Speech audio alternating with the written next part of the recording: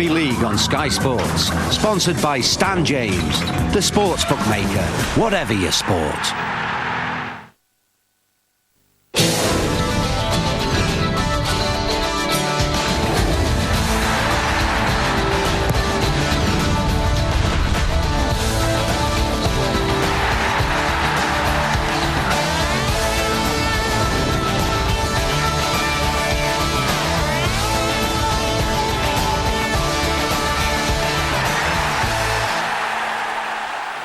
Boots and all is on the road this week. We're at the National League One local derby between Batley and Dewsbury.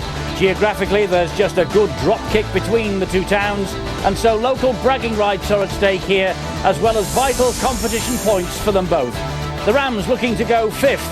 The Bulldogs will be just 2 points off the playoff zone with a victory here. Commentary on the game from Barry McDermott, Steve-O, and first of all, Bill Arthur. You really don't get much closer rivalry than this in rugby league anyway. Just a couple of miles separate these two clubs.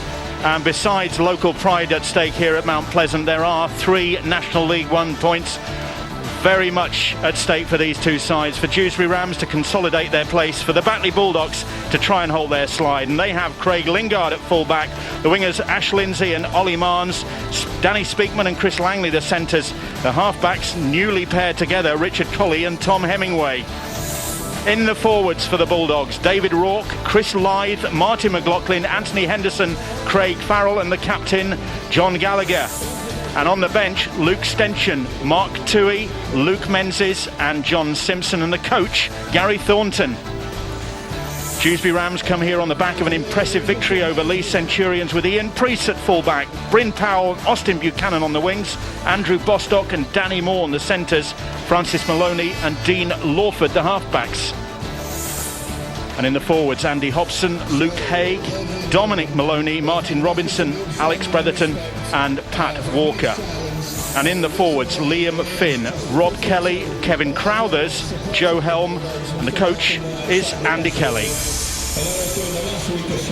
The players out on the pitch, a great crowd here at Mount Pleasant, and before the game gets underway, they'll observe a minute's silence in honour of Malcolm White, a long-standing supporter who died recently, and former Batley player Austin Kilroy, who also passed away.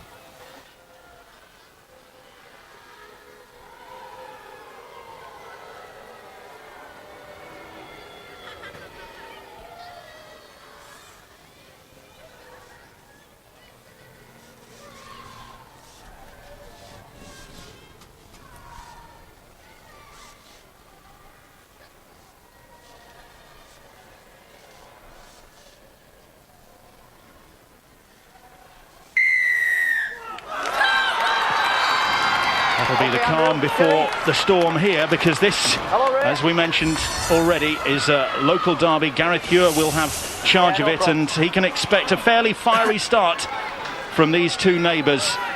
Not a lot of love lost, and alongside me, a man who's played in one or two of them, Mike Stevenson. Yeah, Bill, it's really great to be here because, as you mentioned, there's not a lot of love between either two, and I must say it'll be perhaps the odd drop of blood on show, because it is always traditional that these guys, especially in the forwards, they'll get into each other in the opening 10. Should be interesting. It's Tom Hemingway who gets the game underway for the Batley Bulldogs, playing in their customary strip. Dewsbury Rams in theirs, and Batley really do need to throw down the gauntlet early on here. Their form has not been good this season. It was great last year when they made the playoffs and shocked Leigh in the first round of the playoffs, knocking them out. This season they haven't been able to replicate that form, and it has been a real struggle for them. And in their last performance against Rochdale, they were woeful. So they've got a lot to prove. Dean Lawford, former Batley player, putting that kick in for the Dewsbury Rams, and Dewsbury will go into this game with confidence, having beaten Leigh last time out and established themselves. Really, they won promotion last season, and they're currently occupying a playoff place, and they could go fifth tonight were they to win this one. But I think they're going to have to hold their nerve, Barry, and maybe not get sucked into a confrontation, which is probably what Batley want. I think the key to any derby match is to keep your emotions and keep everything else pretty tight, and if anything, As you mentioned before, Batley are going to look to be extra physical and lay that dominant form down in the early stages. So I think both of you are right. I can see a bit of a confrontation or two coming up quite shortly. Well, this is going to be an important factor because, as you can see, this Mount Pleasant ground, it really does dip away, and it's got to be an advantage to the Batley side in the first half. Now, they've often said for many, many years here that it's worth maybe 12, 14 point start. That's how influential that steep hill can be. Is it 8 foot from one end to the other, this Actually, ground? I think it's just over 6 foot, Bill, but it's an amazing thing. I must say, though, I have never seen grass as good as this on the Batley turf. It used to be just a mud bath, and full credit to Jim Moore, the groundsman, you know. He works on his own, and it's just in absolutely fantastic nick, isn't it? Especially the conditions he's had to put up with in the last few days. Yeah, Yorkshire had more than its fair share of downpour this week in past, but fantastic conditions. It's just interesting, Steve-O, in your day, you know, I'm going back 20 years, 25 years, as Craig Lignard makes a bit of a break. Would you prefer to play up the hill or down the hill first? I always thought it was an advantage to get the first half away if you're going up the slope, and therefore, because you knew that, and when you look at the two sides, Maloney and Lawford, very good in that kicking department, and that really will be the key, and they will have that advantage in the second half. I think so. While you're making that battle of energy battles, it's important to not burn everything up in the first half, and sometimes you can do that when you're going down first. Well, it's Batley in possession just inside the Dewsbury half, and made a good start, and they've made a great break, and Hemingway is through. Tom Hemingway gets the first try of the game, and what a great one it was for the Batley Bulldogs. A great offload. I think it was David Rourke. It was John Gallagher. Fantastic offload. And Hemingway on his shoulder. Well, he's only his second game since he was signed from Huddersfield Giants. He's got great pace, and it's going to take him a bit of time to get attuned to his new teammates, but he was right on song then. Superb offload, just dinked into the tackle, back on the inside, and Hemingway, what about the speed? He's no slouch in Priest, but he took him on. But watch how he just takes the tackle, switches the ball back on the inside. This is sheer quality. Talk about having the confidence. As soon as he got that football, he knew he was going to go on the arc on the outside of the fullback. What a start.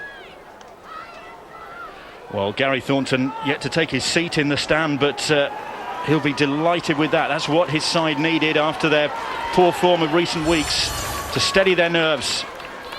And Tom Hemingway, who's played Super League this season, out in Perpignan for the Giants against the Catalan Dragons, kicked a couple of goals in that game. And can he hit the target for his new club, having scored the first try of the game? Gives that one plenty of loft and is on target. A word from Joe Berry, the assistant coach, and Tom Hemingway, the first points of the game. The try from Tom Hemingway came from John Gallagher. Superb offload, but don't underestimate the part that Martin McLaughlin had to play in that. The support play meant that John Gallagher was one-on-one with his opponent and able to get that ball away. Fantastic start for Batley. Pretty good work in the forwards. It's obvious that Batley coach Gary Thornton quite happy with the new acquisition, giving them plenty of opportunity. It has been a problem with them that they've made the half breaks and they haven't had much support. It certainly was there then. There is Martin McLaughlin, once of Wigan Academy, and taking on the Dewsbury defenders. So Batley ahead by 6 points to 0 here. And fully deserved as well, and Andy Kelly, the Dewsbury coach, will have to get the message out that they've got to make sure that they stop the man offloading. Superb work from Gallagher, the loose forward, but they've got to close them down. That's good defence from Dewsbury, driving David Rourke back there. Well, this is just the first part of Boots and All, of course. There's more to come after this game, and you can contact Boots and All at that address, bootsandall@bskyb.com, with your views and your opinions on the game. Well, a silly play there by the centre, Andy Bostock. Tackle had been completed, just went for a second bite. They'd be right to be penalised. So it's very much Batley's start to the game. Tackle one, clear. As Craig Farrell takes that ball up for them. Now here's David Rourke back in the side after overcoming a neck injury. Hold. Go. McLaughlin now. Got to be very careful around the play the ball area. Gareth Hewer bringing the Dewsbury Rams back the 10. Farrell. Head down. Support from Danny Speakman on his shoulder. Colley. Rourke again, seen plenty of ball early on the last now. And the hooker, Chris Lythe. They're running this and it could be in here again. They are, and it's a great try from Speakman. Well, they really caught the Dewsbury Rams napping there. Expecting the kick. And there's pride in the badge. And Danny Speakman with his second try of the season as the Dewsbury Rams were caught napping again, and they really have been caught cold here. Well, it was a penalty that got them way downfield. Bostock giving that away. No doubt about it. They got good yards forward and they went for the power play. Good finish. Dewsbury anticipating the kick. They hung back. Nice dummy. Nothing that Maloney could do about that. And the centre took full advantage. They're running riot.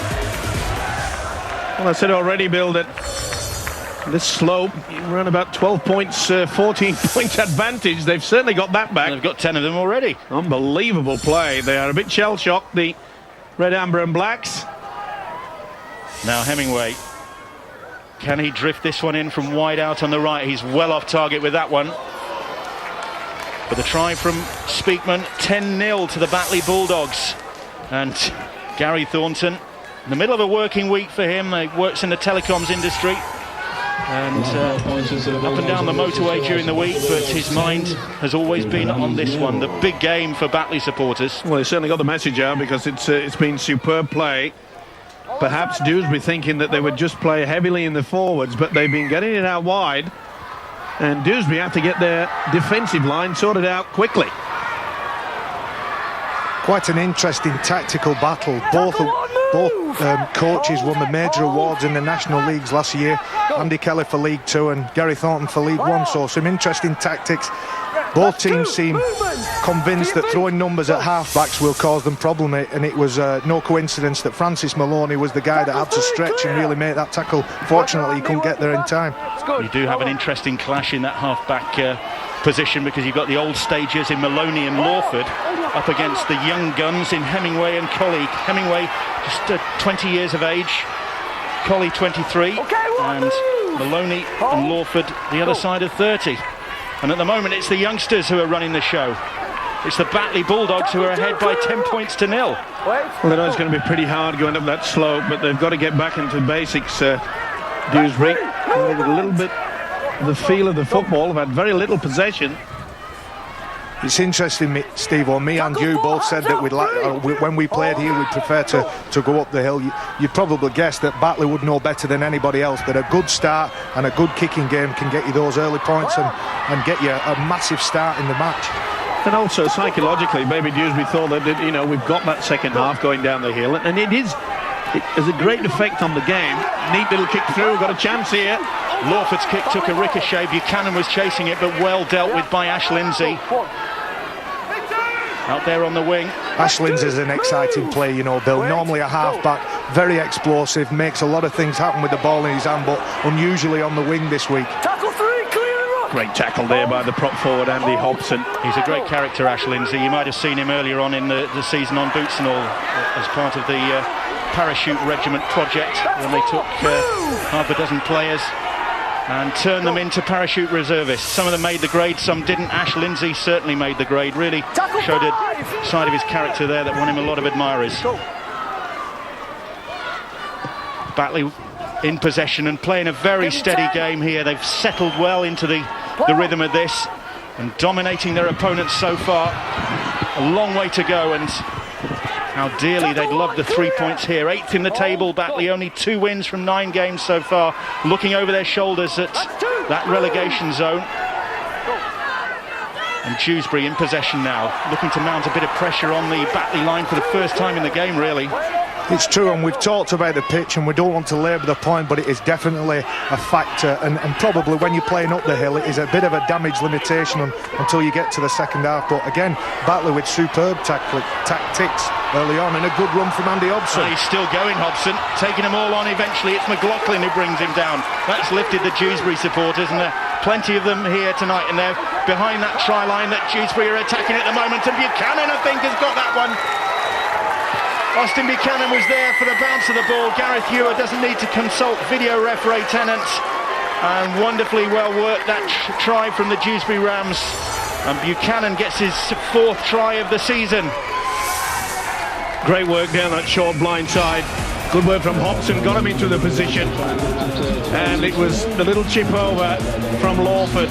Superb weighted kick as well. Reads the game ever so well. Quite a challenge. Well finished it off by the ex-Leeds Academy player Buchanan. Knew exactly what was happening. You can't say the same for his opposite, Ash Lindsay. Great fight back. Putting the mockers on Ash Lindsay there, but Buchanan gets his 4th try in 5 games now, and a winger's finish that was, but a great kick from Dean Lawford, and can his half-back partner Francis Maloney match that with this kick? Way out wide in front of the Glenn Tomlinson stand here, looking to drift that one in, pushes it across the face of the posts, but Dewsbury have steadied the ship.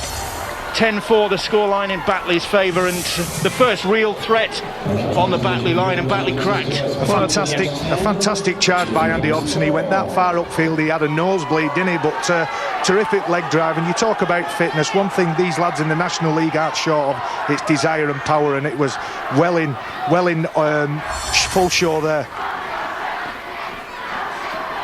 Plenty of experience in Super League, Austin Buchanan, with the Wildcats and the Broncos, and came here from Wakefield. A good recruit for Andy Kelly, good finisher. I think the most important factor for Dewsbury's concern is that they have got back the first real challenge against Batley's line, and they have crossed them, and that'll build their confidence. They were a little bit shaky.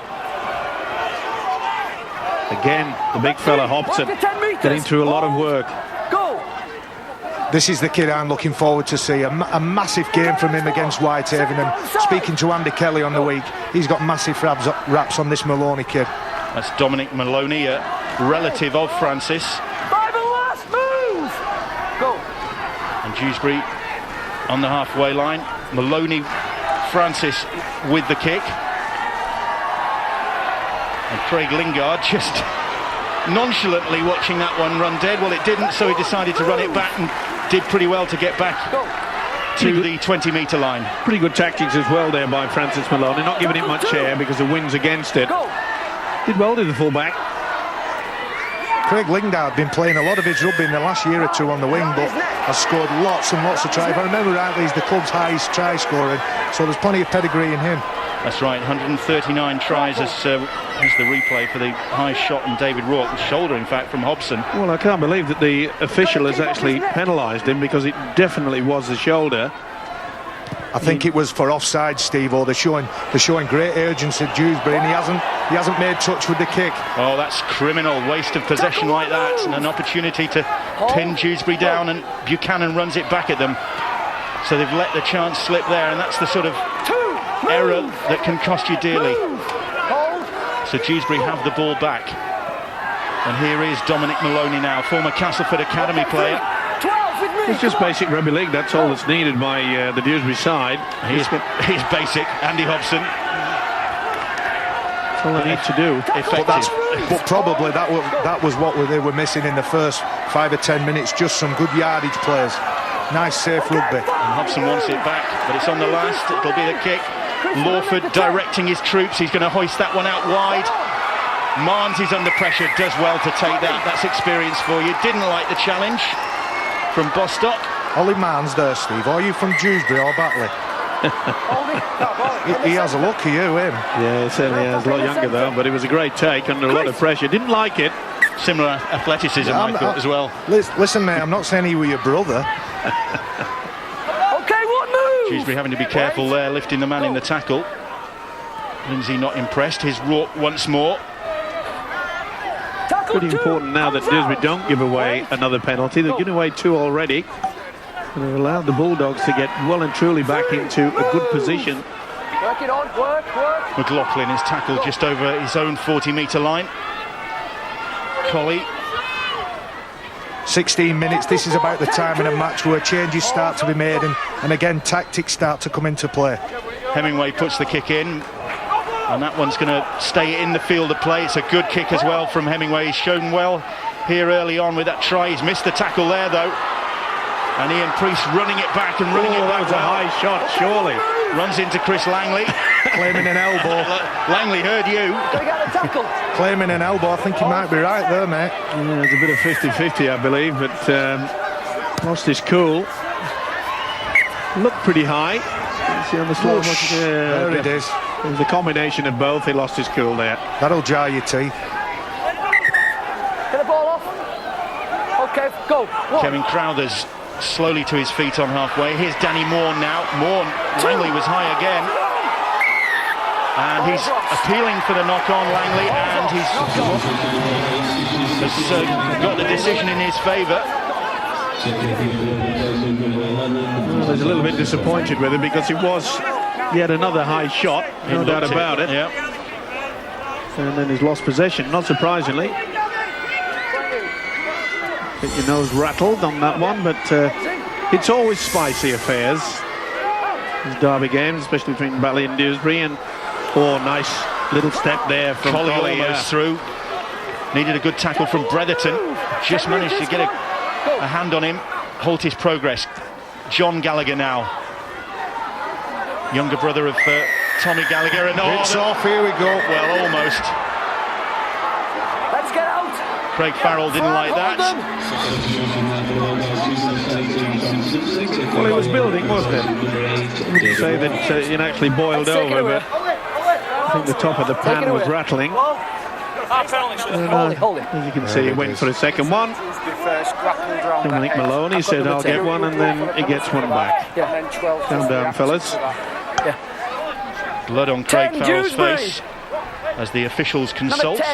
I don't think Ricky Hatton will be too bothered about those punches. I've already blew for the penalty. You're round his head. It's a grapple. We've got to get off the neck and the head area. To calm things Make sure you know down. what we're doing. 12.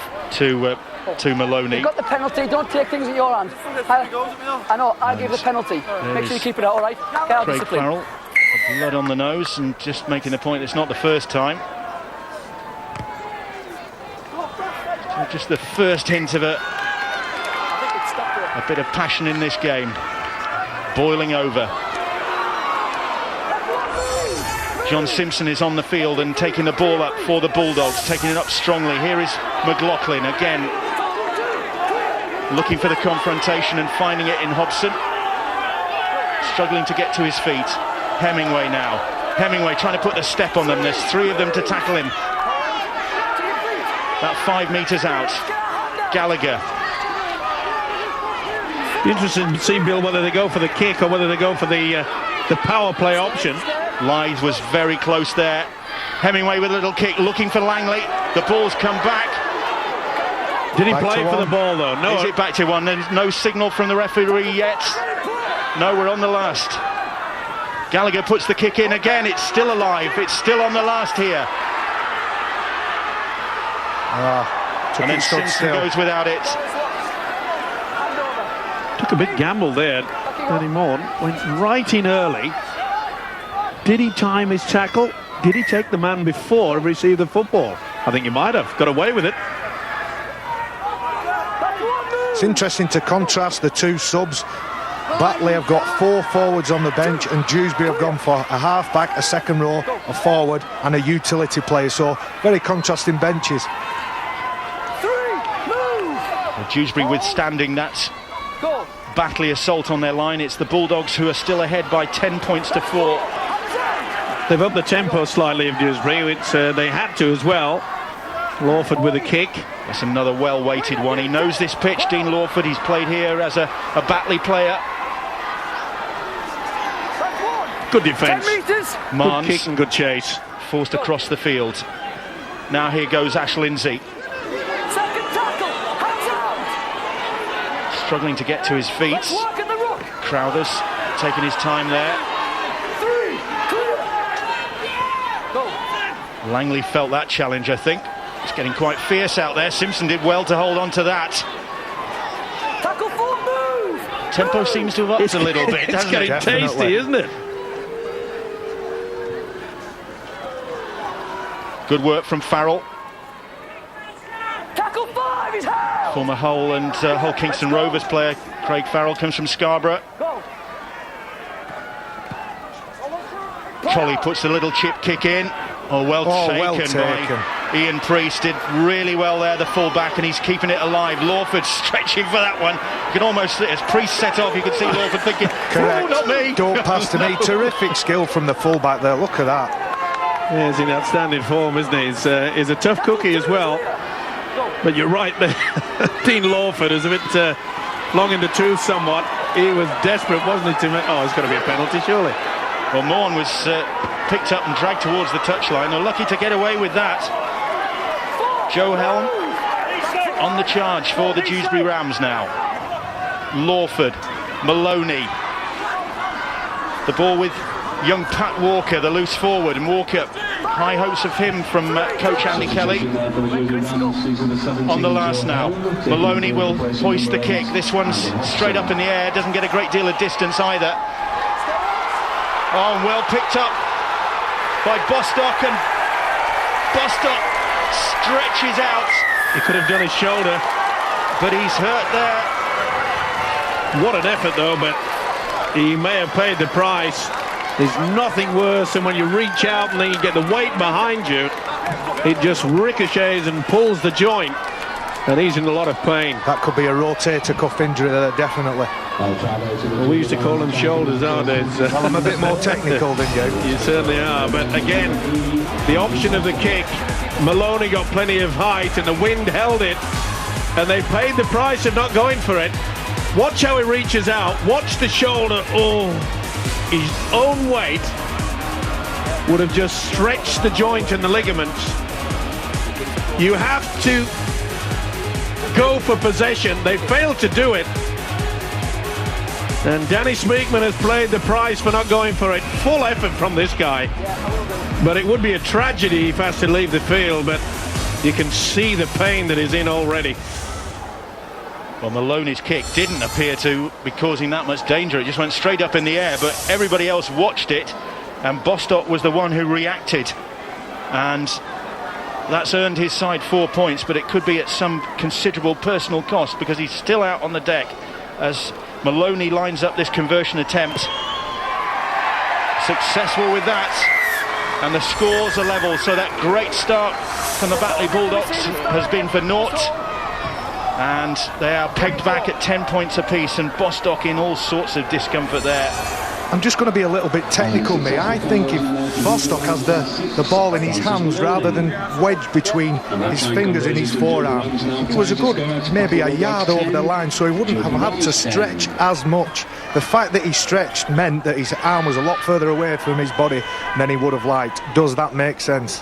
It certainly does, but sadly for the big centre, former Thornhill youngster, it was a wonderful effort though. Correct, and you talked about the two half-backs.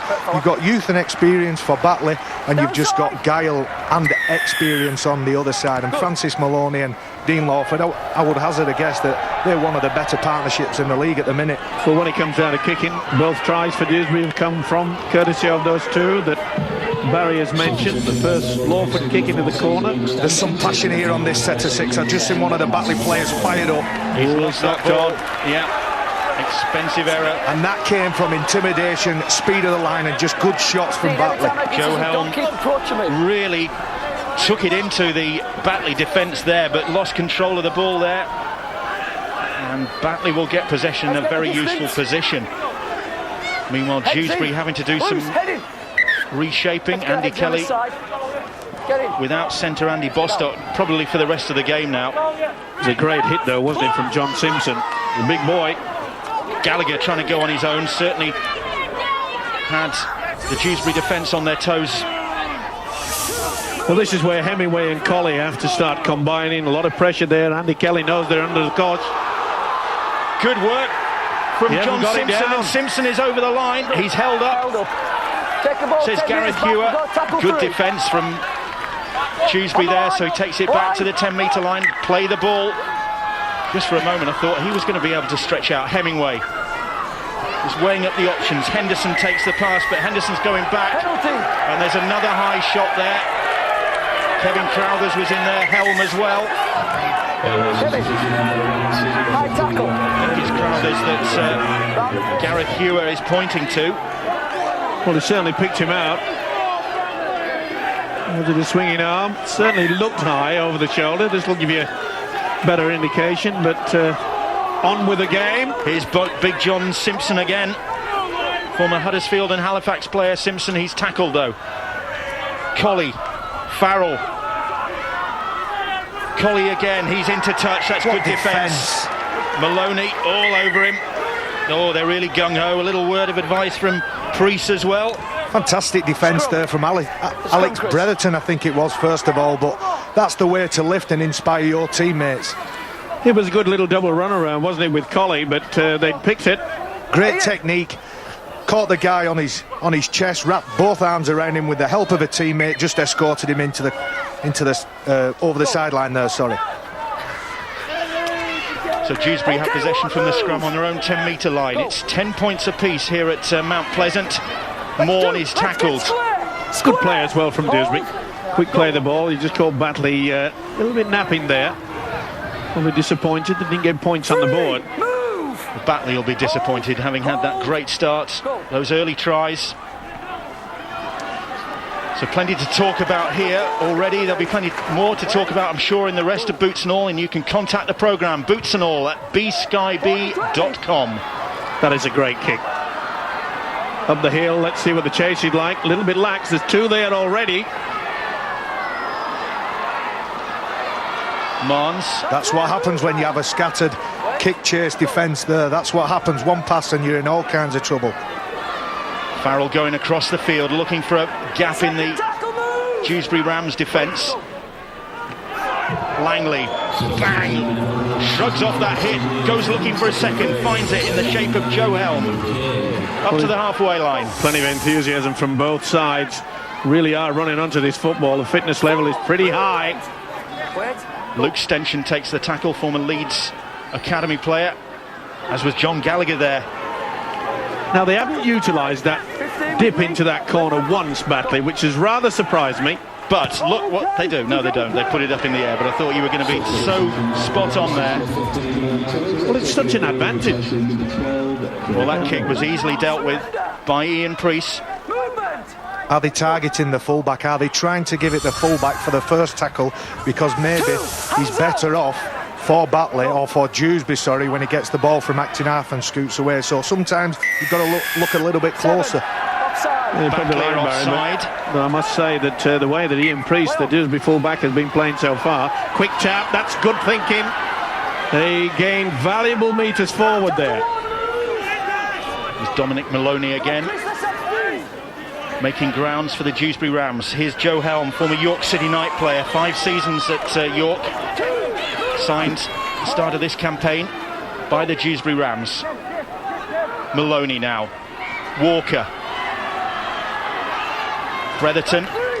Pretty difficult for a defence to try to work out the tactics from Dewsbury when you've got such experience. Maloney comes down the right-hand side. Lawford is acting out there on the left. He'll probably get it next. Here is Lawford now. Crowthers outside him. Batley wise to that one. The tackle from Chris Langley. Lawford once more, and Dewsbury just upping the tempo a little kick. That's from Lawford, almost running kindly for Pat Walker, but they've certainly just upped the tempo. What skill from Dean Lawford there. He got the ball and laid it flat and kicked it right on the corner. Bit of a banana kick, really. And it's funny we mentioned Dean Lawford. I played with him at the really early stage of his career at Leeds, and he was by far the most skillful player I ever played with. Could spin past 20 yards both sides and hit it right on the button when he was kicking and passing. So some fantastic skill on show from him. Certainly one of the best rugby league brains going around, I must say. And it was a good kick into the corner. They nearly caught Ollie Marnes out of position. He couldn't get a fingertip to it. Simpson now. Looked a bit high there from Crowthers. They're going to get away with it. Gallagher always trying things, and the wind really blustery now, and it's behind the Batley Bulldogs at the moment as Hemingway puts that kick in. That's way too strong that time. With the wind and the slope, that was always going to run dead. Here's Austin Buchanan now. Again, discipline from the Batley side. And he's dropped the ball. Play on. Gallagher has snapped that up. Buchanan holds his head, feeling groggy. Austin Buchanan was looking for the floor there. He was looking for the quick play of the ball, and because the hooker wouldn't give up, rightly gained the ball, rightly forced the error. Well done. Move. Mark Toohey was taking the ball up there for the Batley Bulldogs. Good work here from Speakman. Already one try to his name this evening. Marnes. That's a wild pass which Colley has to retreat to pick up. They've lost a little bit of momentum now. 3 tackles gone. Good step from Chris Lythe. Stenchen, great offload from Stenchen. Oh, and Marnes couldn't get the ball away. And they're in touch. Speakman desperately trying to rescue the situation, but a promising, just for a moment, a promising opportunity. Well, it should have been a try. It was not the best pass from Ollie Marnes, who'd done a switch with Speakman. He had a second to make his mind up. He had a second to catch it and pass it, and probably would argue he did as good as he could do. And not a centre, a winger, and rightly so, Steve-O. They swapped, and perhaps a little bit more experience and a better centre might have made that pass, and they were definitely, and that's definitely a chance. No advantage. Offside at the scrum. Batley. Pretty good refereeing there. There was no advantage to play on there. And very quickly. Good yards again from the quick tap. That's working well for Dewsbury. That was Joe Helm who made the initial yards for Dewsbury. And then Liam Finn. The penalty count just in Batley's favour by 4-3. But that latest penalty for Dewsbury has taken them into the Batley half, and 33 minutes gone. Maloney in possession. Been very impressed, Barry, with both sets of forwards looking for possession. Lawford for Crowthers. Crowthers trying to find a way through. Good tackle from Henderson. Simpson there as well for Batley, but defending desperately here as Finn goes for the line. Oh, he's got it away, and it's been knocked on. Did the referee see that one? Well, I think the touch judge has drawn his attention to it. Well, there's a few players just standing around that they thought perhaps it might have been an offside position. Good effort, looked as though, and then he just flicked it away. He was just in the process, that referee, of blowing the whistle then, so he was microseconds off blowing that whistle. But you're right about the forwards, and I think the important factor to realise here that there's lots of players playing today that have played for the opposite side, so it means something to them. Maloney is tackled. Dewsbury attacking that end of the field, populated in the terraces by the Dewsbury supporters, hoping their side can take the lead for the first time in this game. Trailing 10-0, they've come back to 10 points apiece. Great opportunity for them here with Crowthers. Batley defending desperately on their own try line. Langley with the tackle. Helm was the dummy runner. It's Lawford to Maloney. Pat Walker now. Walker back on the inside to Bretherton. Bretherton going across the face of the posts. Stenchen tried to rip the ball from his grasp. Walker, try is on for Rob Kelly. And the pressure was bound to tell in the end. They stretched them from left to right and back again. And the Batley defence just didn't have the numbers in the end. And Rob Kelly, son of coach Andy Kelly, former Thornhill and Alton amateur, 21 years old, puts Dewsbury Rams in front with this try. Got the ball away, and the loose forward John Gallagher comes up with the knock-on from the resulting scrum. Full credit though to the Red, Amber and Blacks. They kept this ball alive. They were always looking for a different angle. And you can see that Batley's defence, they're hanging back instead of making their commitment, and they were always going to have it with the final pass. Neat little step. That was a great play. Super stop. Danny Speakman at the end takes the little shuffle and the dummy. Boo! Can't get to him. Kelly said, I'll take it. Is he happy? He sure is. So, second try of the season for Rob Kelly. And Maloney to improve on that try, which he has done, into a very difficult wind as well. So from 10-0 down, Dewsbury have hit back to lead by 16 points to 10. Always Three difficult. quick tries. Sorry, Bill. Always difficult to deal with what we call second phase rugby. You don't know whether to commit to the man that's got the ball or keep that structured line defence. But Rob Kelly will be made up, and his dad and his uncle Neil will be absolutely thrilled to bits for him. But it won't count for nothing unless they come away with the victory. He'll be a relieved man, Andy Kelly. The opening 10 minutes, I'm afraid the Bulldogs just completely ripped them apart. They were all at sea with Dewsbury, but they've fought back. Full credit to them.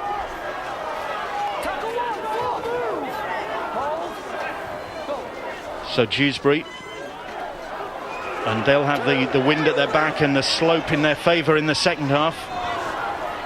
So it's going to be This ploy, a difficult half-time talk for Gary Thornton, maybe. It certainly is, but this ploy that Dewsbury have of playing the ball very quickly in their own half is paying off. Sometimes, Steve-O, when you get a shot, when you get a good hit on you, you've got to jam the ball down and play it quickly, and that counteracted Luke Stenson on the second tackle, I think it was, shot up out the line, put a good shot on, but the guy who he tackled just played it nice and quick, negating the advantage that he gained. That time Lawford's kick didn't do any damage. In fact, it was picked up smartly by Luke Menzies. Well, it's all hands to the pumps now in regards to Dewsbury's defence. We've seen already in the first two tries early in the game that Batley are capable of pulling off some quality, especially from the two halfbacks, Hemingway and Colley. Can they combine yet again? Well, just 3 minutes left in this first half. Time for Batley maybe to steady their ship. They were sailing along with the wind in their sails early on, but the wind's certainly been taken out of those sails by this Dewsbury Rams comeback. Langley takes the tackle. Hemingway, little grubber kick, and it's been picked up at the second attempt, I think, by Lawford, and it'll be a scrum and Batley's head and feed. Was he judged he was offside, Bill? No, it's head and feed at the scrum. Well, it would have been a penalty if he judged to be offside, but yeah. Either way, Batley gained possession. I'd like to see Richard Colley take the line on a little bit more. His half-back partner's done it a few times and to good effect. That's one move. Farrell takes the tackle. Still time for the Batley Bulldogs to hit back here. They could well do that. That's two. Going close with Mark Toohey. Marnes dummied the play the ball there. Or did he just dither? Either way, almost created an opportunity for himself. Hemingway going across the field still, then puts the grubber kick, but nobody on the same wavelength. Buchanan let that one run dead. Well, that surprised me. They went early in the tackle count, but you could see that they dropped back. Austin Buchanan read it well, but this has been a real feature from this Dewsbury outfit, the way that they get on with the job. Look how many metres they've got forward after two, and they've caught them offside, and that's all being brought about by quick thinking. Good coaching by Andy Kelly. You're spot on, Steve-O. Their urgency to get up and play the ball means that they're catching a retreating, disorganised defence, and that's when penalties happen, and again, scattered defence, broken defence. This kid's run hard and strong, and good leg drive. Joe Helm, shown well. Into the final minute of the first half here then at Mount Pleasant in the heavy woolen derby. 17-1. And it's Dewsbury who hold a 16-10 lead. Time for them still to improve it, but fullback Ian Priest has gone without the ball. That'll be the final opportunity of this first half, I think. Maybe just time for the scrum to form. Not even that. And a real topsy-turvy first half, and Gary Thornton will be disappointed with that, because his side led by 10 points to 0 and really caught the Dewsbury Rams cold. But the Rams have come roaring back to lead at half-time by 16 points to 10. Yes, a fantastic fight back from the Dewsbury Rams. They were, as Bill says, 10-0 down at one stage, but they've hit back well. And what's more, they'll have the benefit of this notorious slope in their favour in the second half here at Mount Pleasant.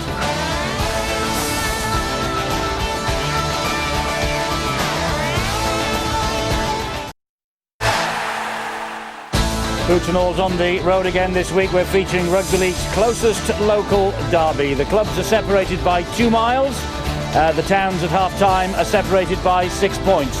Batley 10, the Dewsbury Rams 16. A reminder that coming up after the match on Boots and All, we'll be hearing from the Harlequins duo Chris Melling and Paul Sykes about their big night with Great Britain last Friday. Barry and Terry are out and about again. And keep on sending us those emails. We've had some already, but there's room for plenty more. We need to hear from all of you on things rugby league. But as I said, it's half-time here. Let's go pitchside and join Steve-O and Bill. Great atmosphere down here on pitchside at half-time in this lovely little ground, Mount Pleasant, tucked away in the side streets in Batley. The crowds have come, the Dewsbury supporters have made the long and arduous journey 2 miles down the road for this one. And I don't think, Steve-O, they'll have been disappointed by that first half. Certainly the Batley fans will be disappointed with the way their side have let the grip slip. Yeah, we knew it was going to be a tough contest, and I must say that the way that Batley started, it looked as though Dewsbury were going to have a really, really bad uphill fight against it. Full credit to them, the Bulldogs expected them to go down the middle. What about Right now we've got a very special guest for you this evening. in for the first round? Good work from Gallagher back on the inside. This was barely after the first minute, and there was more to come, more pain. Bostock giving away a silly penalty. They're giving away 4 or 5 silly penalties in that first half, but on this occasion, College Pass, they went for the power play, didn't kick into the corner, and Speakman went over for the try. And a lot of questions were asked, could the Rams fight back? And it was Lawford's kick into the corner. Buchanan called them napping. It was good play on their behalf. And then Maloney on the right-hand side. Batley never went to challenge for this football. Bostock did, and sadly he scored the try, but as you can see from that, it looks as though he's had the shoulder put right out. A little bit fortunate here, it was Gallagher that came up with the knock-on, but it was always going to be about pressure, and they kept it out. This is a very good team try. And then back on the inside, kept it alive. They were running the angles exceptionally well, Dewsbury. They were taking control of it, and not surprisingly, they caught the Batley defence out wide when Kelly scored the first try. Pretty impressive from the Dewsbury Rams, especially in the final 20 minutes. It looked all over, didn't after the first 10, but I must say, they will have the advantage, Dewsbury, but don't write off the Bulldogs. They'll be fighting all the way. Well, significantly as the game went on, the Dewsbury heavyweights, if you like, Hobson, Dominic Maloney, Joe Helm, very impressive off the bench. They have certainly taken a grip on this game, which looks ominous for Batley, doesn't it? Yeah, but it certainly looks that way. The one thing that Dewsbury are doing exceptionally well, and Batley they're not, is that they are playing the ball extremely quickly. Good play of the ball, Batley kicking deep. When they get through first 2-3 tackles, Dewsbury are at the halfway line. They've been controlling this game late in the first half. If they do exactly the same in the second, they'll finish up winning. Mind you, Batley will be in that dressing room, and their coach Gary Thornton will be telling them that at the start of this National League season they beat the Dewsbury Rams. They know it can be done, but they've got to rediscover the enthusiasm that they started this game with if they are going to overhaul their local rivals.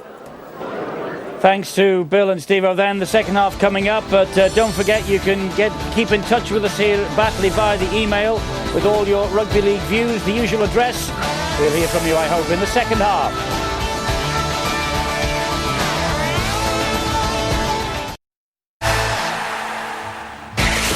Well, Super League took an international break last weekend. We come back with a bang Friday. It's Leeds Bradford at Headingley, on course to be a 22,000 sellout. So the best available seat is right here on Sky Sports 3 and HD2, 7:30. On Saturday at 6, we take a look at the champions, St Helens. They're at home to Huddersfield on Sky Sports 1 and HD1. So we see 4 of the top 6 sides in action on Sky Sports this weekend. It's half-time here in the National League 1. The local derby between Batley Bulldogs and the Dewsbury Rams. Batley 10, Dewsbury 16. Back to the commentary box. Steve-O, Barry McDermott and Bill Arthur. Bill, some guys have all the luck. Thanks, Eddie. Yes, and Dewsbury were certainly simply irresistible as they came back in that first half. Batley, the birthplace of the late, great Robert Palmer, one of its claims to fame. And Dean Lawford, a former Batley player, will be marshalling this Dewsbury Rams side in the second half. Downhill, the wind behind him. Surely he's going to kick the Batley Bulldogs into submission, isn't he? I think you're right, Bill. I think that also Francis Maloney will come to the fore. As I mentioned in that first half, they do take opposite direction. Lawford takes the left-hand side, Maloney on the right. But it really surprised me that Batley did not kick once into that corner. Amazing. The home side, they play here so regular, they must know it.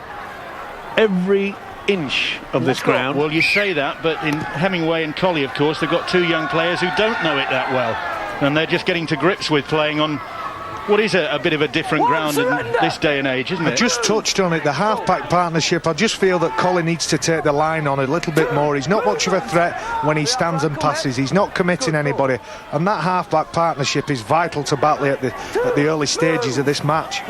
Well, which way will this go in the second half? Dewsbury thumped Batley 49-6 back in February in the Northern Rail Cup. They could do that sort of damage.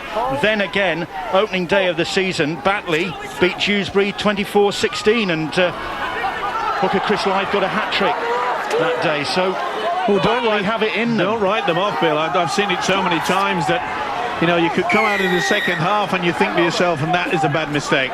They went for the power play when they should have gone for the kick. Lack of understanding there. But the thing is that maybe you've got to get it out of the brains of the Dewsbury players. So we're playing downhill, we'll win. You can't do that. They've got to work hard like they did in that last 20 minutes of the first half.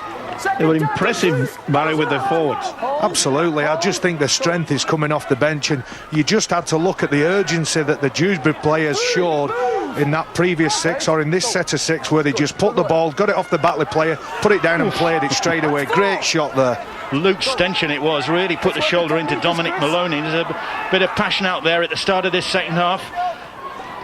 Steaming onto the ball, Bryn Powell. Boom. On the last, Lawford, another wicked kick. Oh, it was a wicked kick. Buchanan gets his second of the game.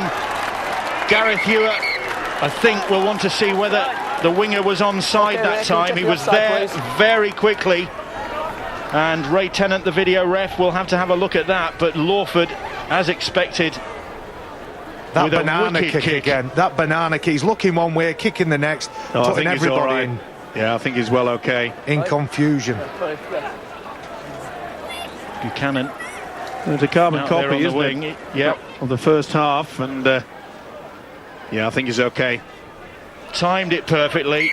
He's got the height on Ash Lindsay. He's got the try.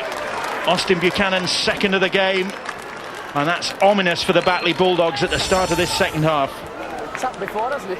And the kicking game has been spectacular as far as the Red, Amber and Blacks are concerned. This is the third try that they posted from the kick. Two courtesy of Lawford, one from Maloney. This is tremendous stuff. Never made an attempt for it, really, did Ash Lindsay. And he's on a hat-trick, this guy. He's now got 5 tries in the last 5 games, says Austin Buchanan. Maloney successful with 2 from 3 so far. Was last year's top scorer for the Dewsbury Rams with 186 points. So he's missed that one. Not impressed. But Dewsbury 20 points to 10 ahead. I think Andy Kelly would have got his side in at half-time and said, look, we've got Ash Lindsay, who's a very, very talented player, but not a winger. They gained a try from it early in the first half, and a master kicker of the ball, Dean Lawford, just put it right on a 50-pence piece, and Austin Buchanan plucked it out there and said, thank you very much. Well, they always take a gamble when you put a normal half-back, and that's generally where Ash Lindsay would play. And it is a gamble that I'm afraid is not paying off. But Batley really have to muscle up. They've got to try to produce the wonderful opening gambit. First 15 minutes, they were sensational. That's good defence. That's better tackling from Ash Lindsay. Really put the shoulder into Joe Helm there. Ash Lindsay playing on the wing nearly in the middle of the park there, and he's probably felt the errors of the couple of tries that have been scored, and he's trying to inspire his teammates. Good on him.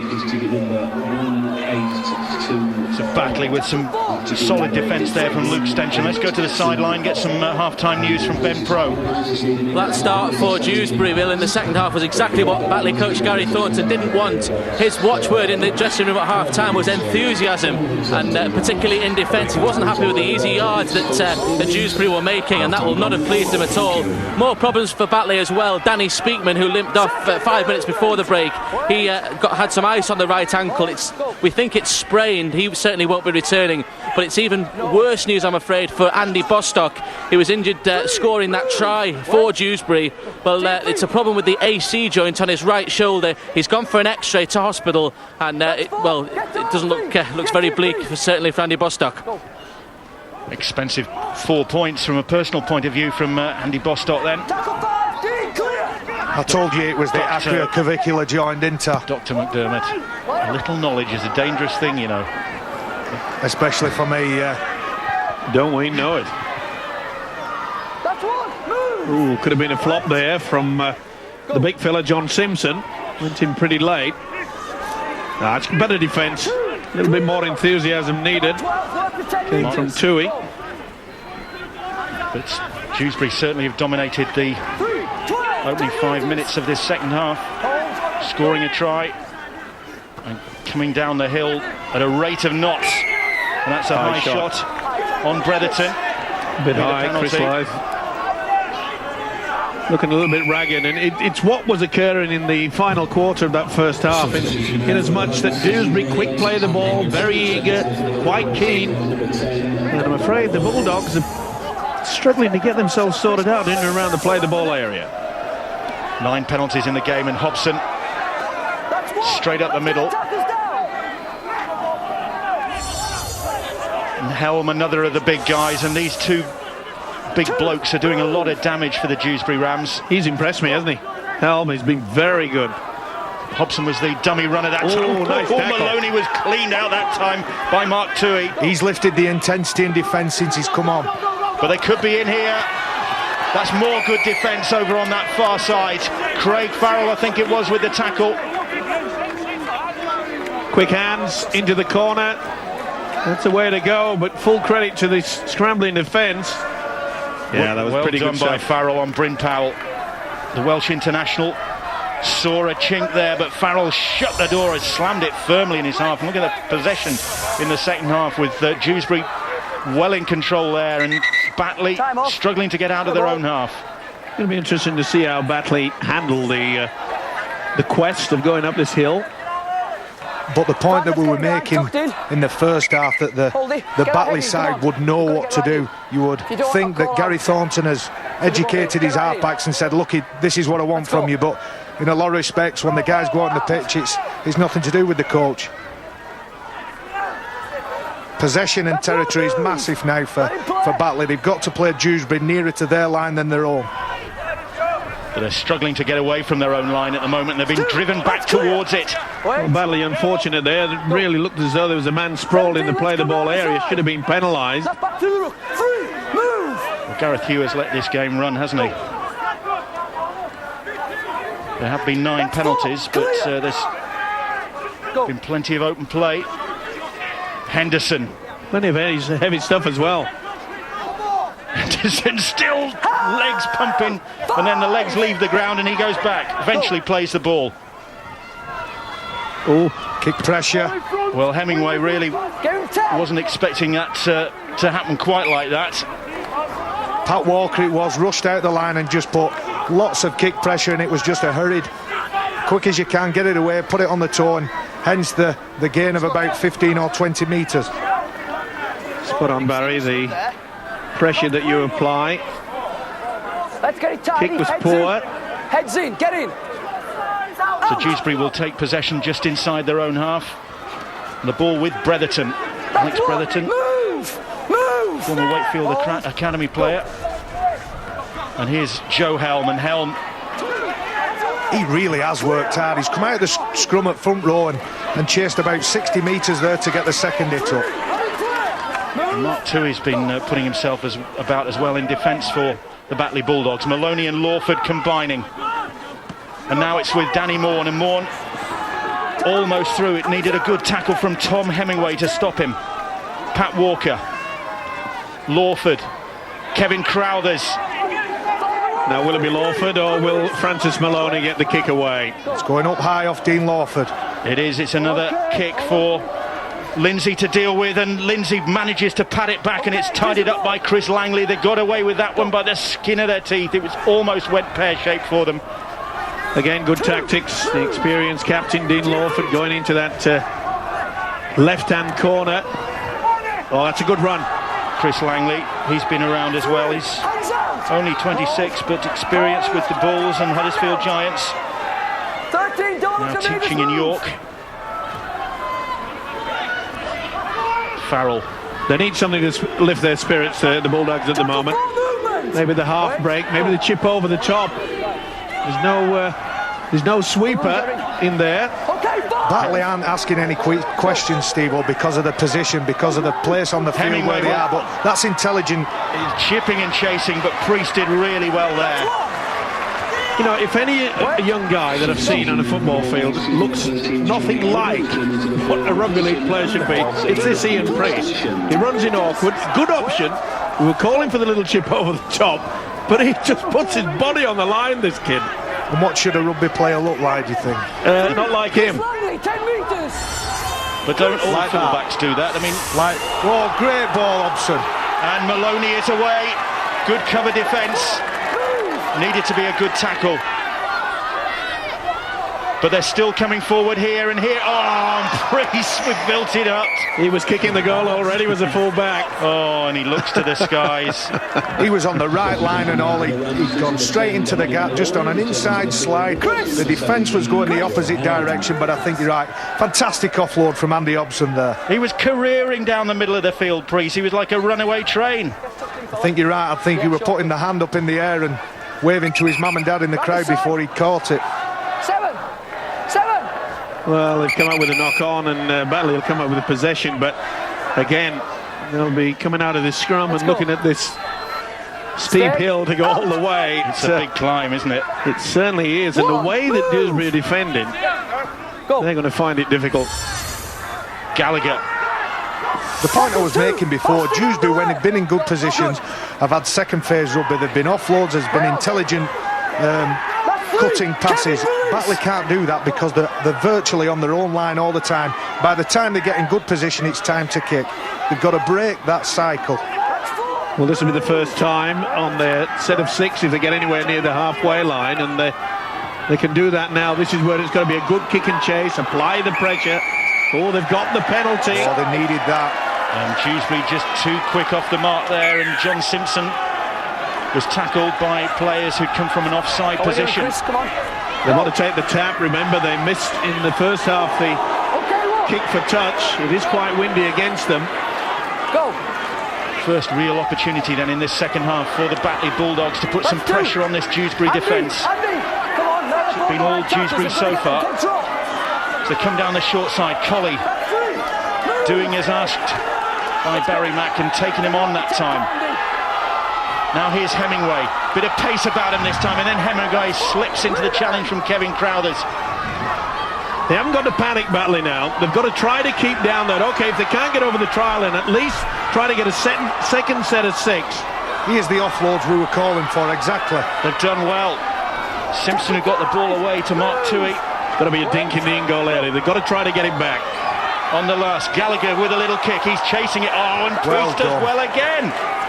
Showed some bravery there to get down, put his body on the line, shield the ball and collect it, and a big let-off for Dewsbury, because I feel that Batley were getting that roll on that they've wanted for the last maybe 12 minutes.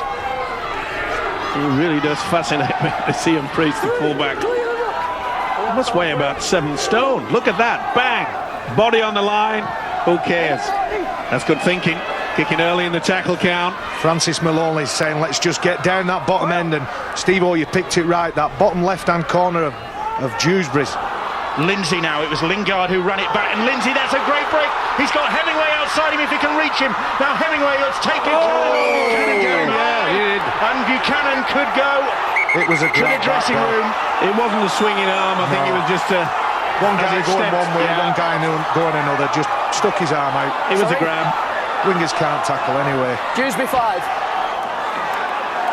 Oh, well, I think it was a lazy one. Sorry? Well, they're normally all lazy. His body's going one way and he's reaching back with his arm. But anyway, I think the right decision here by the referee. It's not a send-off. Get ourselves under control. We've got a series of... Make sure we get a bit of a ticking off, but this could be the turning point. Austin Buchanan with that lazy arm. They're great friends, of course, with Ryan Bailey from the Leeds Rhinos. I wonder if Ryan Bailey did it, would be we saying the same thing. Tommy Hemingway have got up to take that penalty kick, which is what happened then. That's one move. He did, and Batley haven't given this one up yet. A long way to go, and Simpson once more. And Dewsbury players piling in to make the tackle, all wanting a piece of that one. Here is Hemingway. Colley now. Colley, short ball. It's with Mark Toohey. Toohey's driven back in the tackle. Again, control defence by Dewsbury. No one coming out of the line on his own. Colley goes himself. Dewsbury just reacts in time as he went down the short side. Hemingway.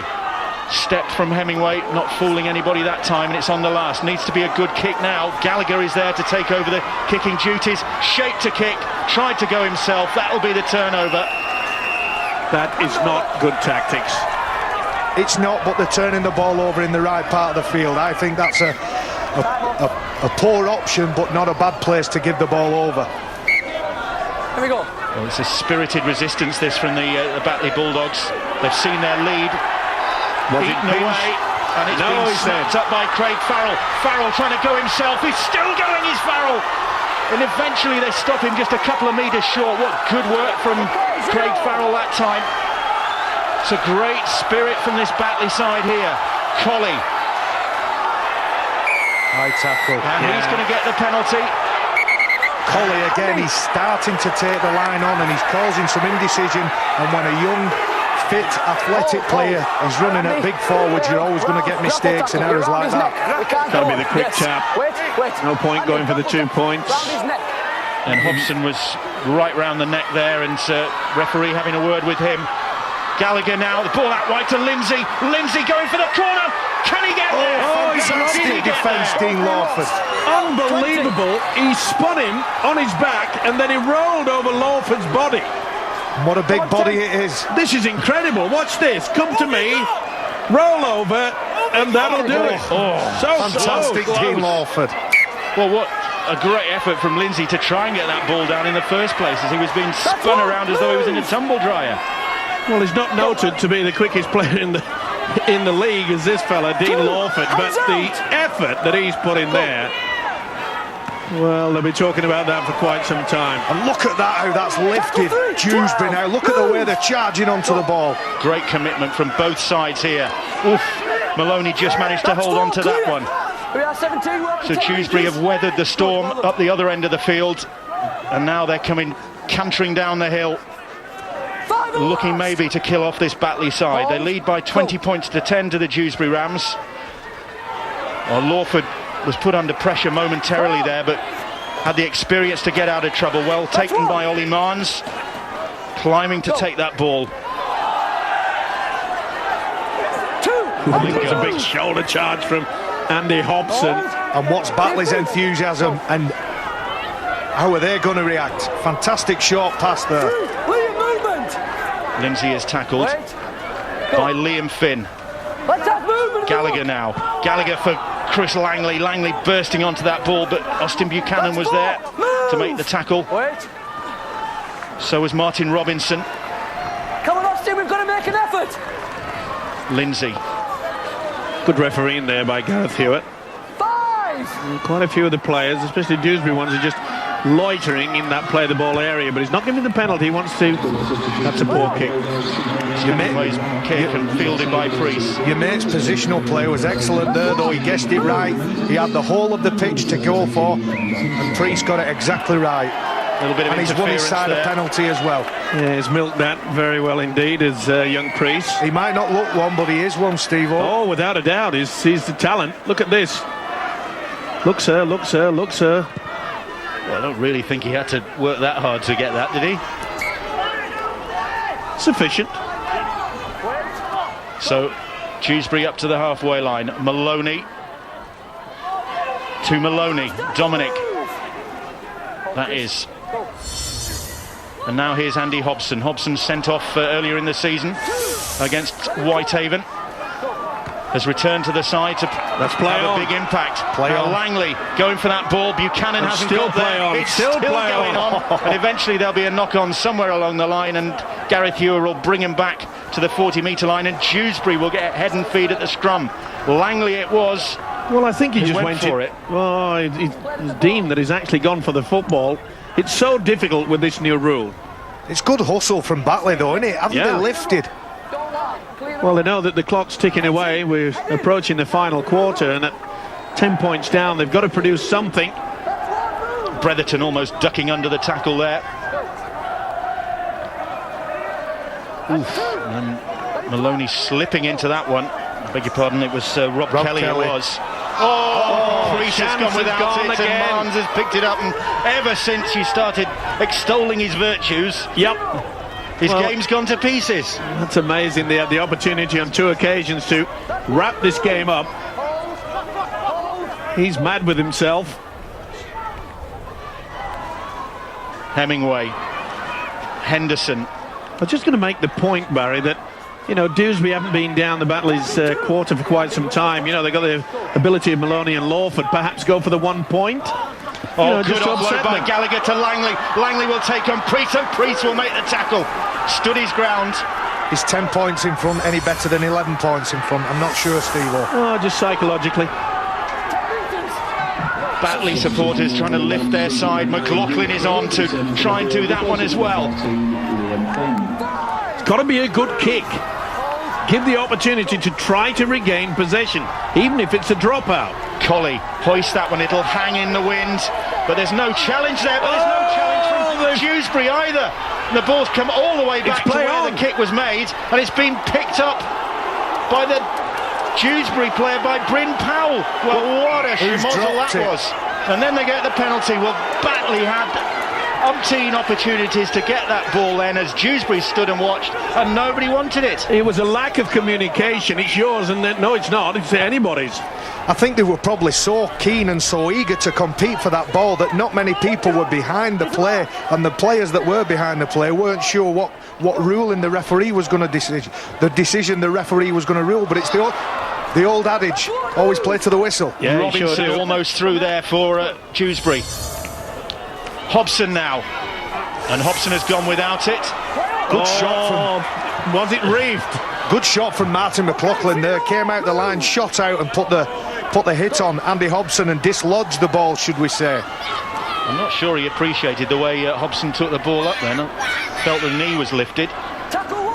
Well, they're still not out of it. I think he probably did, yeah. When you see a player coming in out of the corner of your eye, you go in self-preservation mode, and that reaction, although he didn't like it, Martin McLaughlin, it's quite natural, I can assure you. So Ash Lindsay has possession. A real feisty second half here. Just the one try so far, scored by the Dewsbury Rams to extend their lead to 20 points to 10.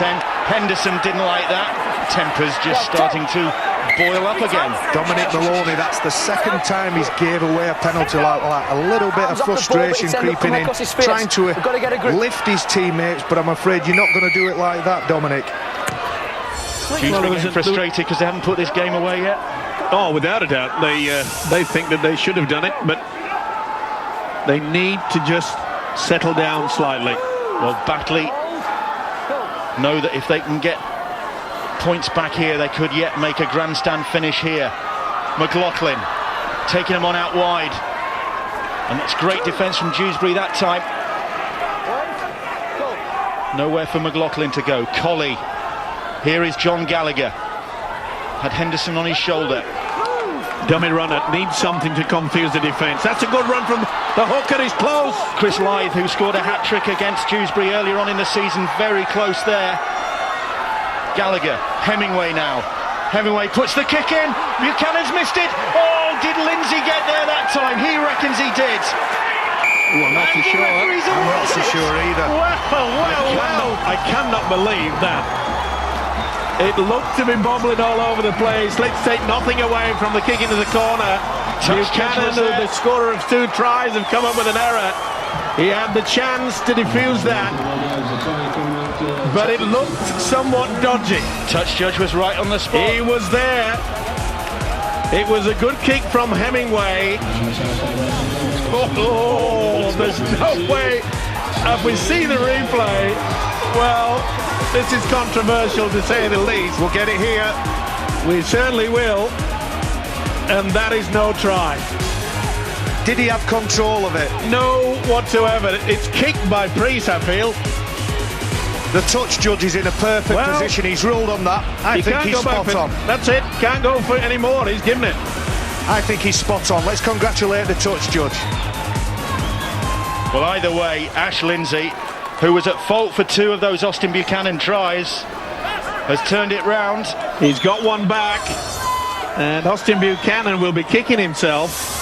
Talking of kicking, can this man get the extra 2?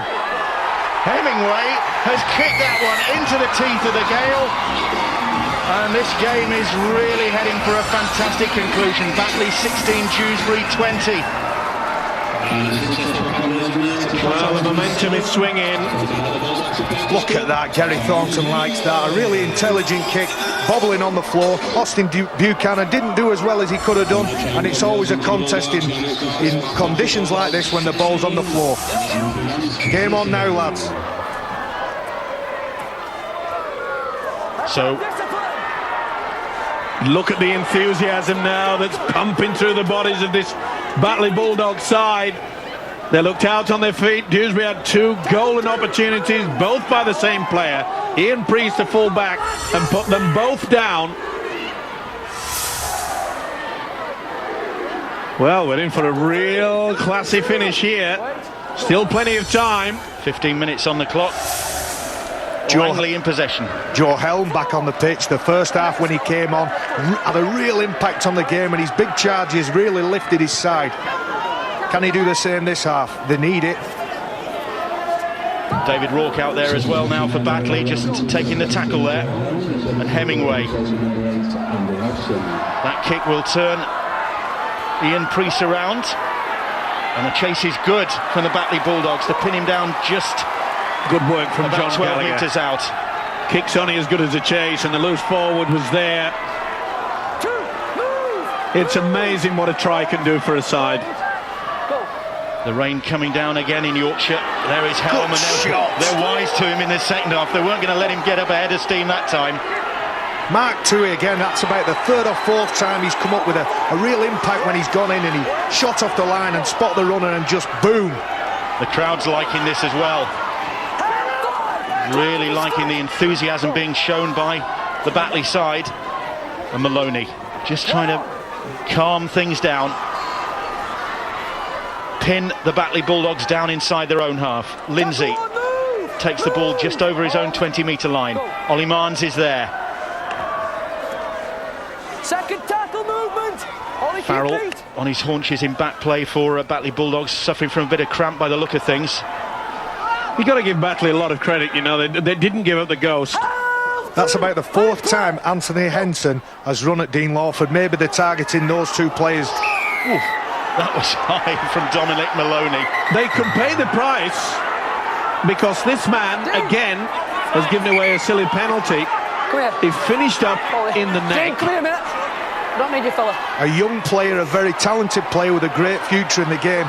But if I'm not mistaken, he's been on all 66 minutes of this match. Maybe a sit down, 5 minutes.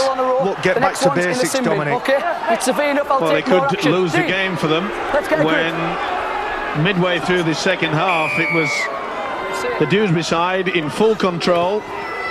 And the Bulldogs have dug deep. And they have the momentum. They get in the possession. This dog walk. Doug's dug deep. Dug deep. Hot diggity. Well, it's Batley in possession with Richard Colley. A growing influence on this game. Farrell now. Dumped to the ground. Big hit on him out there. In the gloom on the far side of the field. Gallagher now. Rourke steaming onto that ball. Batley Bulldogs with their tails up. Going for the line with Lythe. He's over the line. Can he get the ball down? He's knocked it on. Gareth Ewer was right on the spot. And again, we've hammered Dominic Maloney for the last couple of minutes, and his weight and his presence of mind there just managed to add that weight and denied the hooker of a try. He was quick thinking, wasn't he, Chris Lythe, going for it. There's a couple of good runs near to the Dewsbury line. Now this is where composure has to come into it. Batley can't do what Dewsbury have done in the last 15 minutes, and that's give away silly penalties.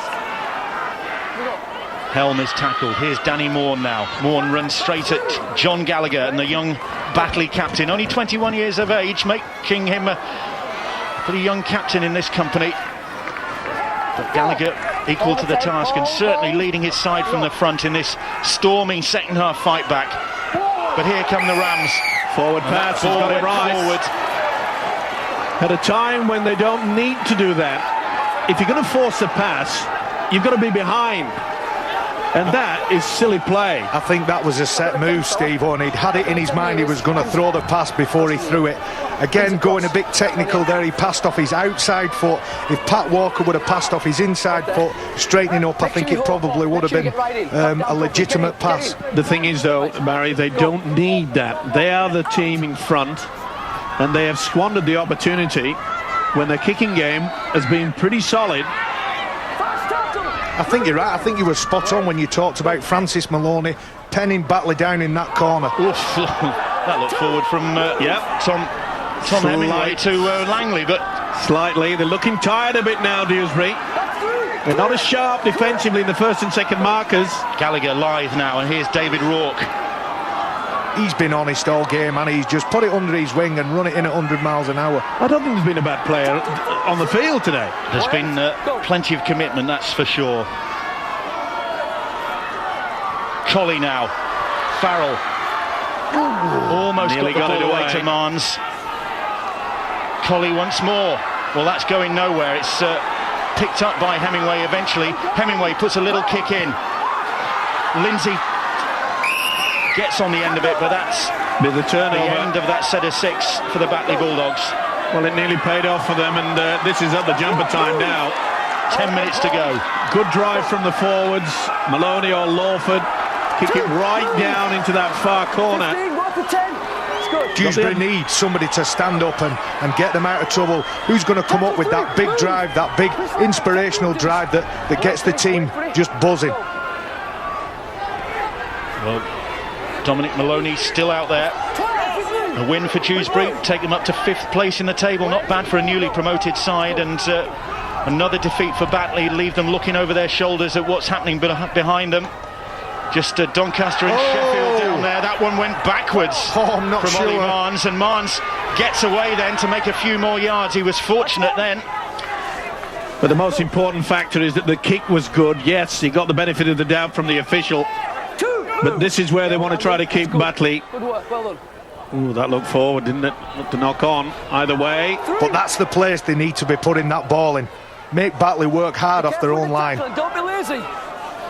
Mentioned Doncaster and Sheffield below Batley Bulldogs in the table. Those two meet again. Anthony Henderson at Dean Lawford, and Lawford is the one who'll be going off, and he can't complain really, because it was he that Gareth Ewer picked out after the last high tackle by Dominic Maloney. And that all came about by, the kick was good, no doubt about it. Sorry? He has warned them several times as Gareth Ewer, the official. And without the captain and down to 12, this is going to be very dodgy times. Gallagher then taking the ball up straight up the middle for his side. Chris Lythe. He's worked hard, this hooker. He deserves a try. He's a very lively character. Here's Hemingway. He is another one. Started the ball rolling for the Batley Bulldogs. And they really are finishing with a flourish here. Lindsay will take on Austin Buchanan, but this time he's going to end up in touch. That's great defence. Wonderful stuff. He may have come up with an error, Austin Buchanan. He scored 2 tries, but he has come up with the defensive ploy of the game.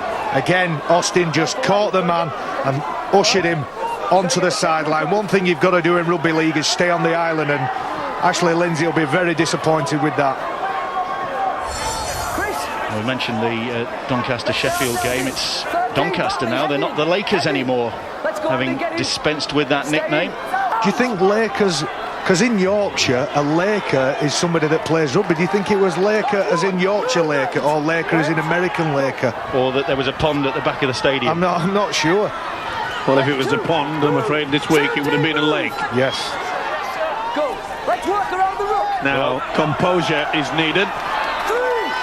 They're down to 12.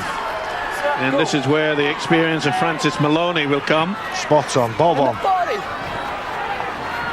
What's the chase like? Lindsay back there to field that ball for the Batley Bulldogs.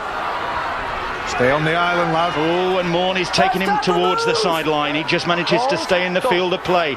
Hemingway. Gallagher now looking for Simpson to make some yards, so he does, up to the halfway line. Still plenty of time for Batley. They don't have to force the pass yet. A couple more minutes later they may have to. And Dewsbury down to 12 men with their captain Dean Lawford in the sin bin.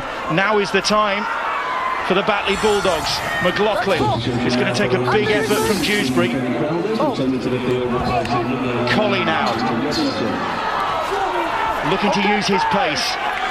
Got to be a good kick. They've gone the short blind side. Chris Lythe. Oh! Hey, can he get in there? He's in, you know. No, I think he's taken out in touch. The touch judge is happy with that. Dewsbury appealing. The try is awarded. Priest can't believe it. Hobson can't believe it. And Chris Lythe, a hat-trick against Dewsbury in that opening day victory, has got a try that has brought the scores level.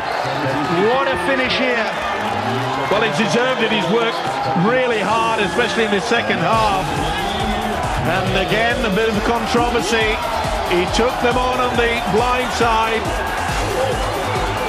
It's difficult to say one way or the other. They took the dummy. Maloney was there. It's hard to see from that, but the referee, it was a good run. You don't take the dummy in these games. Oh, he's got that down. A try. He's got It's a cracker. That's a try. Fans around me furious at that decision, Dewsbury supporters, but I tell you Yeah, what, the that is slow a motion. great finish from Chris Lythe.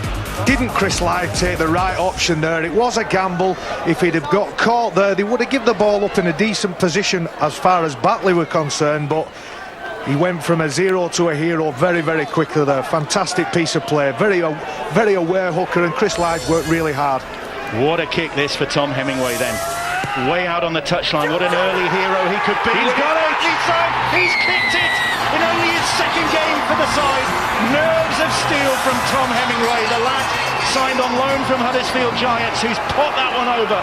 Lythe with the try, Hemingway with the conversion, and Batley are back in front. What a beautiful dummy. And they took it. They tried everything. Maloney and Priest, but he had the wherewithal to get it down. Give him some credit. He dummied with the right hand, put it in the left, and scored it with the left. 22-28. They fully deserve it, but Andy Kelly, the Dewsbury coach, will be looking at the video and saying, how on earth we've lost this? And I'll tell you the reason why. They've given away too many penalties, one which cost them dearly because Lawford was sent to the sin bin, and there could be more points coming from the Bulldogs. They certainly have finished the stronger, haven't they? The half-backs, Hemingway and Colley, have got more influential. They just haven't given up, have they? They've kept playing the waiting game. They've worked the possession, worked the position, and they're taking the right options more often than not. Full of confidence, they're trying to get on with it. They want more points. Got to be a good kick. Well, it's straight into the arms of Austin Buchanan, not the best kick, because this guy can return a ball at speed. Well, that was a bit high. The tackle from Chris Langley. Now then, there's still time for the Dewsbury Rams, certainly, to pull this one out of the fire. Batley can't give a penalty away here on defence. Hobson, furious at that last try, but in fact the replay's showing that it was fairly scored by Chris Lythe. Liam Finn. Here's Helm, taking him on until he runs in to John Simpson, and Simpson hanging on to him, trying to make the tackle. Stolen that ball, that's going to be a penalty. He was losing it as well, and he found it in his hands, John Simpson. Now the signal has gone out already, I think. You can't have a board meeting on it, but he was losing this ball with Joe Helm. He tried to get rid of it, he'd lost it, and it just finished up in the arms. He gave in to temptation. He was like a kid in a sweet shop there. He just couldn't resist the ball. You're right, if he'd have put his arms up, it'd have been Batley ball. Sweet shop, and the lollipop landed right in his arms. Hobson driving Dewsbury forward. Can they pinch this one in the last couple of minutes? They're only about 20 metres out now. Oh, and then Kevin Crowthers has gone without it. He is furious with Pat Walker. Well, they put a set move. He was coming back on the inside, and not the best pass. No, do you know what? I don't think there was anything wrong with that ball. Time off. He had every right to catch that ball. It's no good looking round. No, he took his eyes off it. Andy Kelly perhaps thinking that that is the final throw. Ryan Sheridan at the side of Andy Kelly there. Plenty of experience up there. Yeah, so Andy Kelly's got great words to say about Ryan Sheridan. Terrific coach for the future. Well, what a turnaround we've had here. What a turnaround, because Batley 10-0 up, pegged back 16-10, then finding themselves 20 points to 10 down early in the second half, looking as though they were going to be on the end of a shellacking against this big Dewsbury side. But Dewsbury, that's an example, that has been their downfall. So many penalties in the second half. They should have had the game wrapped up, and they bombed it on 2 occasions. Ollie Marnes won't be getting to his feet quickly. No, they'll take it. They know they've got this game. We talked about emotions and passion being an issue in the first 15 or 20 minutes, but do you know what? It's gone right throughout the match.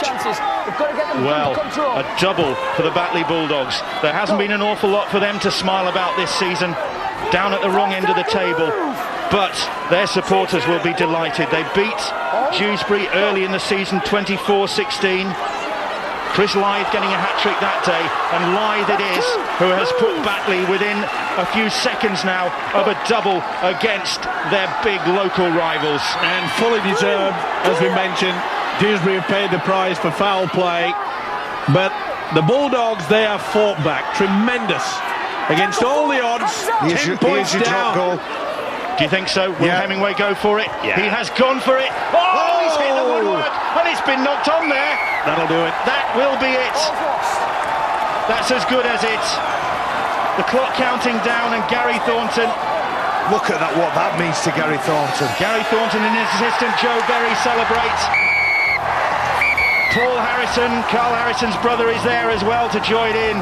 What is a big, big win for this Batley side. Puts a bit of daylight between them and the bottom 2 in the table. And best of all, gives them a victory over the Dewsbury Rams from 2 miles away over the hill. And Dewsbury will be kicking themselves after this. But this was always going to be a real test of character, and what character this Batley side have shown. Exactly, we talked about the conditions, we talked about the slope, and they played it perfectly, and they fully deserved the win.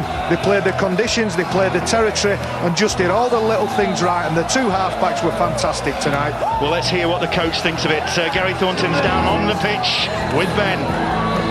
Gary, the win in the end, it must have put you through the ringer. Yeah, it was another close one. Like to save up for entertainment value here at the Bulldogs. So, yeah, it went right to the wire. I knew it would do. I knew it'd be a close game.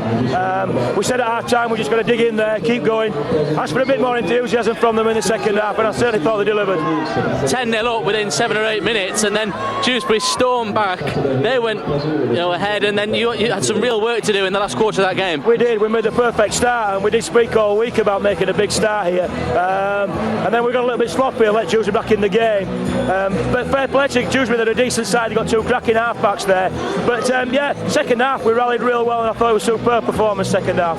Well done, Gary, congratulations. Bring in Dewsbury boss Andy Kelly. Andy, the game just slipped away from you at the end.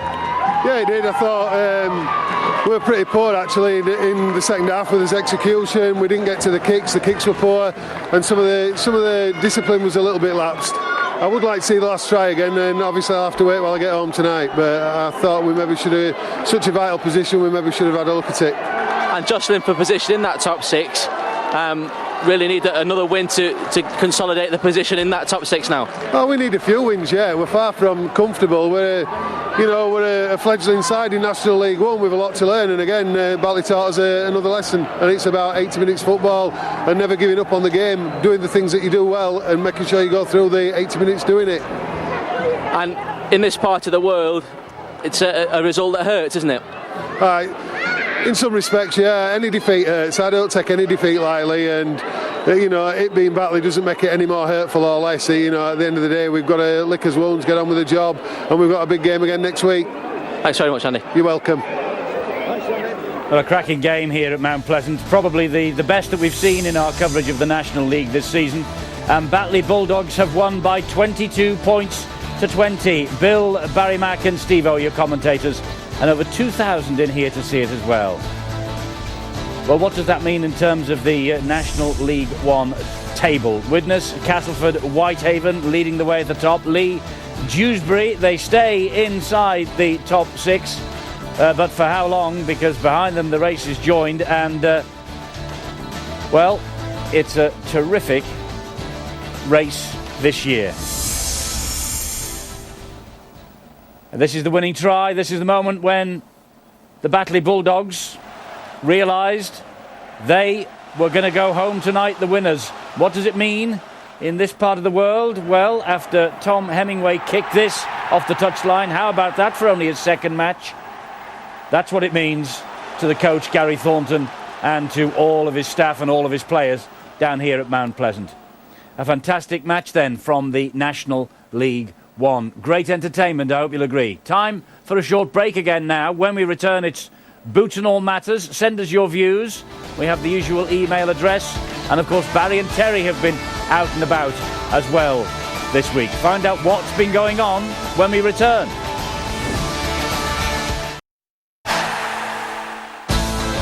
So it's Boots and All now till the end of the show. We hear from two Harlequins Great Britain internationals on life in London and that French test. Barry and Terry persecute the life out of Huddersfield skipper Chris Thorman when they hook up with him. And we're looking ahead to the weekend. Four of the top six in the Super League are live on Sky Sports this week. Yes, so from now until the end of the programme, it's our Boots and All regulars. And Sean McRae is with me, just weeks into his new job at Salford. And Barry McDermott has swapped the commentary box for the studio. He'll have a word or two for us as well. And keep those emails coming. We've had quite a few already, but there's room for more. And there's a quick reminder of the address. Don't forget to try and keep your messages down to around about 50 words or so. It'll have a great chance of being aired on the programme. Now then, last week it was the Great Britain-France test at Headingley that dominated proceedings, and two lads from the capital became the first London-based players in 25 years to pull on a Great Britain jersey. They're very proud of that achievement, and with the Harlequins lying fifth in the Super League table, life's pretty good just now. They're the capital's first British caps for a quarter of a century, so Paul Sykes and Chris Melling could reflect on Saturday's international with genuine pride. That was, a massive shock. Obviously, it's kind of my first proper year or full year in Super League. There'd been a few rumours and speculation that there was possibly a chance I could get picked on the form and the way that we've been playing, at Harlequins. But I never expected it. And when I got the phone call, it was a massive shock, and I just couldn't wait to tell everybody. It was brilliant. Ever since I've been playing amateur, playing in the local park, I always used to dream of playing in the Great Britain colours, representing your country. So it's really extra special, Mum and Dad were a bit emotional, to say the least. and kind of my girlfriend was with me when I got the call, so she was kind of real chuffed and, you know, couldn't believe it. Just a real good feeling. International honours have followed a campaign which began with victory in the champions' backyard and continued with a string of impressive scalps. That opening day was fantastic. The first game here in Super League, and, you know, to get a win, obviously against Saints, you know, was even better for myself. But yeah, like Paul said, that, you know, the feeling of the cold and the wind and the snow was just, it kind of took a bit of the edge off the win. There's a big crowd. I mean, they've got a good following at Catalans, and it was a nice warm day, and they'd just been on a roll, so we knew it was going to be hard to beat them, but we come away comfortable winners. That was probably kind of, you know, my highlight of the year. We ran them close on 2 occasions, you know, in the Challenge Cup and then at their place, but beating them down here was, you know, pretty significant, and, you know, one of the memories of my season so far. And having beaten Super League's finest, London's Lions are eyeing their remaining prey with confidence. We've got quite a good, you know, a good run in towards the end of the year with teams who we've kind of had good performances against or we've beat. So we'd be looking to kind of improve on those performances and get some consistency towards the back end of the year, and hopefully finish on a high, you know, in the top 6, and then have a good run into the playoffs. I've tasted a little bit of playoff rugby in previous years, and we've always played away, and I'm just thinking, like, we're in 5th at the moment, and it'll be always good to get just that 1 or 2 higher and just get a home draw. You can get a decent crowd in, it kind of inspires the players, and you always want to perform better in front of your home crowd, and you kind of don't take into account you're playing away and the long trip that we've got and things like that. So, you know, we'd be looking for that if we can get, you know, 3rd or 4th, get some good performances in towards the end of the year, and then look towards a home draw in the playoffs. It's going well for those two, isn't it? Paul Sykes, of course, who had his not only his career but indeed his very life threatened by a kidney problem just about 12 months ago, and Chris Melling, who was discarded by Wigan and now finds himself being a Great Britain international. They, Sean McRae, will have hopes on the back end of the season and the fact that they'll make the playoffs, but if they do that, they've got to be a good shout for Great Britain in the Test series against New Zealand, haven't they? They didn't let themselves down last weekend, there's no doubt about that, and they're playing positions where there may be something available at the end of the year. Who knows, with injury and illness, suspension, all sorts of things can happen, but you just see how happy they were, the bit of relief that they got through that first game. And I guess in rugby league, Eddie, you talk about winning a premiership and having that ring on your finger and maybe a Challenge Cup winner's medal is fantastic, but I don't think there can be any greater accolade than representing your country. And if they don't do that again, they're internationals for the rest of their life. Of course they want to have a lengthy career as an international, but to have that shirt and to have that memory and the pride of representing your country, I think that's got to be the greatest accolade for any athlete. But they don't want to be one-cap wonders, I'm sure, Barry. And, you know, you weren't with us last week at the Test, but you were watching it, I know, and we said in the commentary perhaps half of the team that were on duty last week would have high hopes of making the New Zealand Test series. Do you agree with that? I do, but I think it's about getting through the finish line, and like Bomber said, there's lots of things, lots of scenarios that can happen between then and now, but they've certainly acquitted themselves well in what probably has been the biggest test of their career. And can I just say how sartorially elegant Mr McDermott is tonight. It's a wonderful choice of shirt. I'm not sure about the tie. It's a very strong, powerful man that can carry off pink, if you must know. But I'm just a mannequin, me, for my wife. She dresses me and I walk out the house. But she gave you a 38-inch jacket last week. She did. I did have a wardrobe malfunction at Bradford, but don't rob a bank with Eddie anyway. I thought we weren't going to mention it. No, we'll always drop you in it on this programme. Well, I mean, we're overshadowed by the man tonight. It's not role reversal, though, is it? You don't dress your wife, do you? If she dresses you to go out, you don't have to do the same? There's no reciprocation there? Made me dress in my wife's clothing once or twice, but that's in the privacy of my own home. Thank you very much. Let's draw a veil about that before we go any further. There were no Super League fixtures last weekend, of course, so it's as you were as far as the table goes. The running begins this weekend, and the running for the playoffs is underway. For those also trying to avoid relegation, the running begins. St Helens and Leeds heading the field, Bradford next, Wigan 4th, Quins 5th, Huddersfield 6th, then it's Wakefield, Hull, Warrington, Catalan Dragons, Hull KR and Salford in that order. But look, there are just 4 points between a top 6 spot and the battle against the drop. What stories lie ahead of us in round 18 of the Engage Super League? This is the fixture list. It's 2 versus 3 at Headingley Friday night, Leeds Bradford. 3 on Saturday, Harlequins against Hull KR. That kicks off at 1:30. St Helens Huddersfield, which is our live game, it kicks off at 6:15. And Catalan Warrington kicks off at 8 local time in the sunshine of Perpignan. And 2 more on Sunday. Hull Salford, an emotional return no doubt to the KC Stadium for Sean McRae. That's got a 3:15 start, while Wakefield Wigan kicks off half an hour later at 3:30. Well, first time back at the KC Stadium for Sean McRae since you left a couple of years ago now. Emotions will be running high. Wonderful memories, Eddie. 5 years there at Hull and watching that strategic plan come to fruition with winning the Cup in 2005 and of course being in last year's Super League Grand Final. Very proud of the way the club has gone and they're a great example of a club that was prepared to be patient and build very slowly. And over that period, I've made a lot of friends and of course I left the club on my own terms and went back to Australia by choice. So I'm looking forward to rekindling some old acquaintances there and more importantly, of course, taking Salford there to play well and put ourselves in a position to win the game. Yeah, you say the word patience. That will certainly come into it for Salford because you have to be patient. It hasn't been the greatest season for Salford, but for you it's 100% so far. Played 1, won 1. Can that record keep going? Well, I'd like to hope so. I mean, 10 games to play and there's plenty of football. You just mentioned about the premiership table there, the competition table. I mean, it's actually only 7 points that separate last from 4th position, so it really is clustered at the moment. And I guess everyone needs to handle the pressure of the situation, and we're no different, sitting on the bottom of the table. So there's a formula there. I don't know what it is, but we need to make sure we're ready to play every week. Well, 4 of the top 6 you'll be able to see with us live on Sky Sports this weekend, and the headline match, Barry, no doubt about it, the full house at Headingley tomorrow night, Leeds and Bradford. Now, the Premier Derby in UK rugby, might I add, but fantastic match in prospect. What about Batley and Dewsbury? Yeah, it's maybe in the top 15 or 16, but no, a lot of passion, a lot of pride going to be shown by both sides. Leslie Vinacolo possibly playing his last match. There's talk of Steve McNamara in it, possibly if he needs him, bringing him back for Wembley. I don't think he will, but it's a terrific gesture.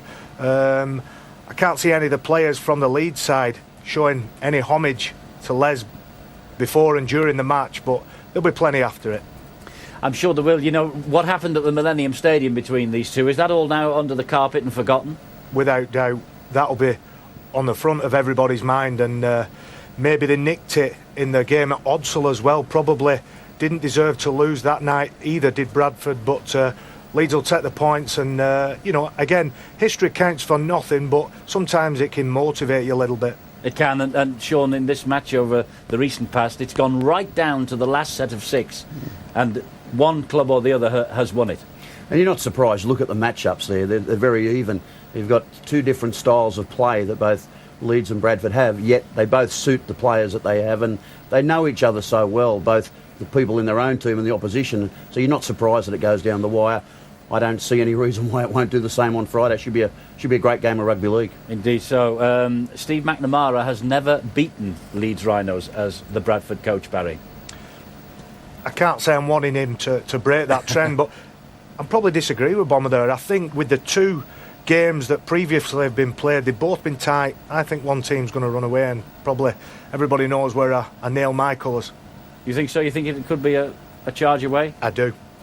Mind you did think that Dewsbury were going to win this, didn't you, tonight? No, I said Batley, if you remember. Thank you very much. Yeah, you're a good judge. Saints and Huddersfield then on the Saturday night with us. One of 3 matches in the Super League this weekend on Saturday. A repeat of last year's Challenge Cup final. St Helens, who can stop them? Well, any team on their day can, but I think St Helens have also got to be a little bit below par. I do think they are the benchmark side. Huddersfield have had a little dip, haven't they, the last few weeks? But you have a weekend off, so it's an opportunity to refresh, to regenerate, recover from some injuries. So you'd expect that they would come out and fire plenty at St Helens, but you're a brave personal tip against St Helens at Knowsley Road. They just seem to have every position well covered, very few weaknesses in their armoury, and they've also had a little break as well, so I'm sure they'll be fresh.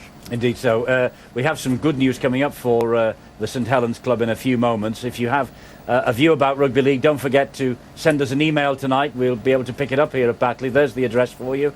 And keep the messages down to about 50 words or so if you possibly can. Now then, some sad news for Wigan and Michael Withers this week. The Wigan full-back has been forced into immediate standing. He rose to fame in the colours of the Bradford Bulls. He had 8 hugely successful years at Odsal. His most controversial moment coming in the 99 grand final against Saints. Did he touch that ball? The video referee thought so. Revenge came, though, 2 years later. He got a hat-trick at Old Trafford, and he went on to be man of the match, and he lifted the trophy. He was transferred to Wigan last winter, but he's managed only 7 appearances for them, his last on Sky Sports in the win at Leeds on the Tuesday after Easter. It's always sad when any great player calls time on his career, Barry, and it's sad for Michael Withers that he's had to go out with he's only scratched the surface of a Wigan career, hasn't he? Yeah, I mean, he would have wanted to show the Wigan spectators what he was all about, but I'm with you, Eddie. I can't stand to see Warriors, and I use Warriors because that's what rugby league players are, not going out on their own terms. And as I said before, I was lucky enough to do it for Leeds at Old Trafford and got a great reception, and those memories will live in my mind forever, and sadly Mickey Withers not going to get that. Indeed not. A Warrington fan agrees with you. He sent us an email. It's unnamed, other than he is a Warrington fan. It says, after hearing the unfortunate news about Michael Withers' untimely retirement from the game this week, I would just like to send my best wishes to him on whatever he does next. He's been a fantastic import into the British game, and he will be sorely missed. And all being well, we'll have a feature about Michael Withers on Boots and All next week. But it's a sad day, isn't it, when people have to leave the game under these circumstances, as Barry says. Yeah, I think Barry's right. The only thing I would add to that is that at least Michael Withers has had plenty of time on the field. I mean, he's probably a 30 or 31-year-old player who's had enormous success. So he's been able to achieve so much. Often we see a 20 or 21, 22-year-old player go out of the game and they had all that in front of them. But Michael Withers has been able to achieve so much in a lengthy career, both in Australia and in the UK. And I guess we all wish him very, very well in his chosen future, whatever he decides to do. But he certainly made a huge impact in the Super League, and it's sad, yet at the same time, he's got so many memories. And knowing Mickey Withers as I do, that's how he'll view it. He'll just be grateful for the time he's spent, thank the Bradford fans, thank the Wigan fans, and get on with the rest of his life. Well, the most important thing for him is that he comes through this operation that he's got to have next week, first of all, and that's his first major hurdle. And then he recuperates over the 12 months and, as you say, gets on with the rest of his life. An email here from Eric B. in Gloucester, who is an ex-Leeds supporter. He says, thanks a lot. Another great display of rugby league tonight. Why this isn't our national sport, I'll never know. Super League is one thing. Local derbies like Batley against Dewsbury are the heartbeat of the game. Real rugby, no egos. My father always told me the story of Leeds dreading going to Mount Pleasant. They would struggle all afternoon, and this was when Leeds had a great team in the 1930s. Terrific entertainment, and thanks to Sky. That was, I think, Barry, the best game we've had on National League this year. What a contest. Everybody had passion and pride in their shirt. And there is other divisions outside the Super League. Without doubt, Super League is a fast-growing sport, and it's wonderful to watch. But there is rugby league outside Super League, and although they don't put the same hours into training, they put just as much effort into the matches. And Eric in Gloucester makes a good point, Sean. Why isn't this game our national sport, you know? I find it incredible. It's the best-kept secret. Best-kept secret in the world, I think. It's just such it offers everything for the players, the spectators, and I don't understand it. I've never understood it, that we're not able to expand our game to the point where it becomes better internationally, stronger internationally. The NRL is great, the Super League is great. We're seeing a lot more exposure now in National League One. So we can only just keep fighting the fight and spreading the word. That's all we can do. We're spreading the word all the way out to Germany tonight, because we've got an email in here that says, could we say hello to newborn arrival Chantel? This is Andy and Sarah's new arrival. They're keeping the game alive and well in Germany with the British Army German side, who will be playing Stanningly in Osnabrück next month. So a very warm welcome to all of our Forces viewers in Germany tonight. I mean, the game, it gets to places you never expect, Barry, doesn't it? I think sometimes we suffer from an inverted chip on our shoulders. We talk about people not realising how good the game is. It is a fantastic game, and I think our biggest strength is the players within the game and the real people and the real genuine people. That bloke there connected with Stanley and Jamie Jones-Buchanan does a lot of work with Stanley, and it goes on, and every Super League player or most Rugby League players will have some contact with their amateur clubs because they never forget the people that help them. And one of the emails tonight said no egos in this game. There certainly aren't. We've got some great news for St Helens today. The club have at long last announced plans to move to a brand new stadium by 2010. Rod Studd reports. For well over a century, Knowsley Road has been home to St Helens Rugby League Football Club. Some of the greatest names in the history of the sport have worn the famous red V there. But the club are about to bid it a fond farewell. The world champions have unveiled plans for a new £25 million state-of-the-art super stadium, which they hope to open in 2010. It's going to be a very emotional two or 3 years prior to going, and we'll say goodbye to the old dame in the best possible way. We've got some ideas in that regard, but I think all the fans, I mean, even the original doubters, now realise that we need this in order to continue as, you know, a world-class club and hopefully world champions again in the future. The new stadium will have an 18,000 capacity with a mixture of standing and seating, and will be built along with a superstore on the site of a derelict glass factory. St Helens still need to win planning approval though, and the chairman is warning if the ground doesn't get the go-ahead, then Saints could soon find themselves out of business. Let's look at the two alternatives we have here. We don't have a new stadium. The club will cease to exist in 3 to 5 years. We can't be competitive in what is a business, where all our competitor businesses have great new stadia. If it does happen, then it's the biggest thing that's not just happened to the club but the entire town, because you've not just got a new stadium, you've got a huge regeneration of the town itself.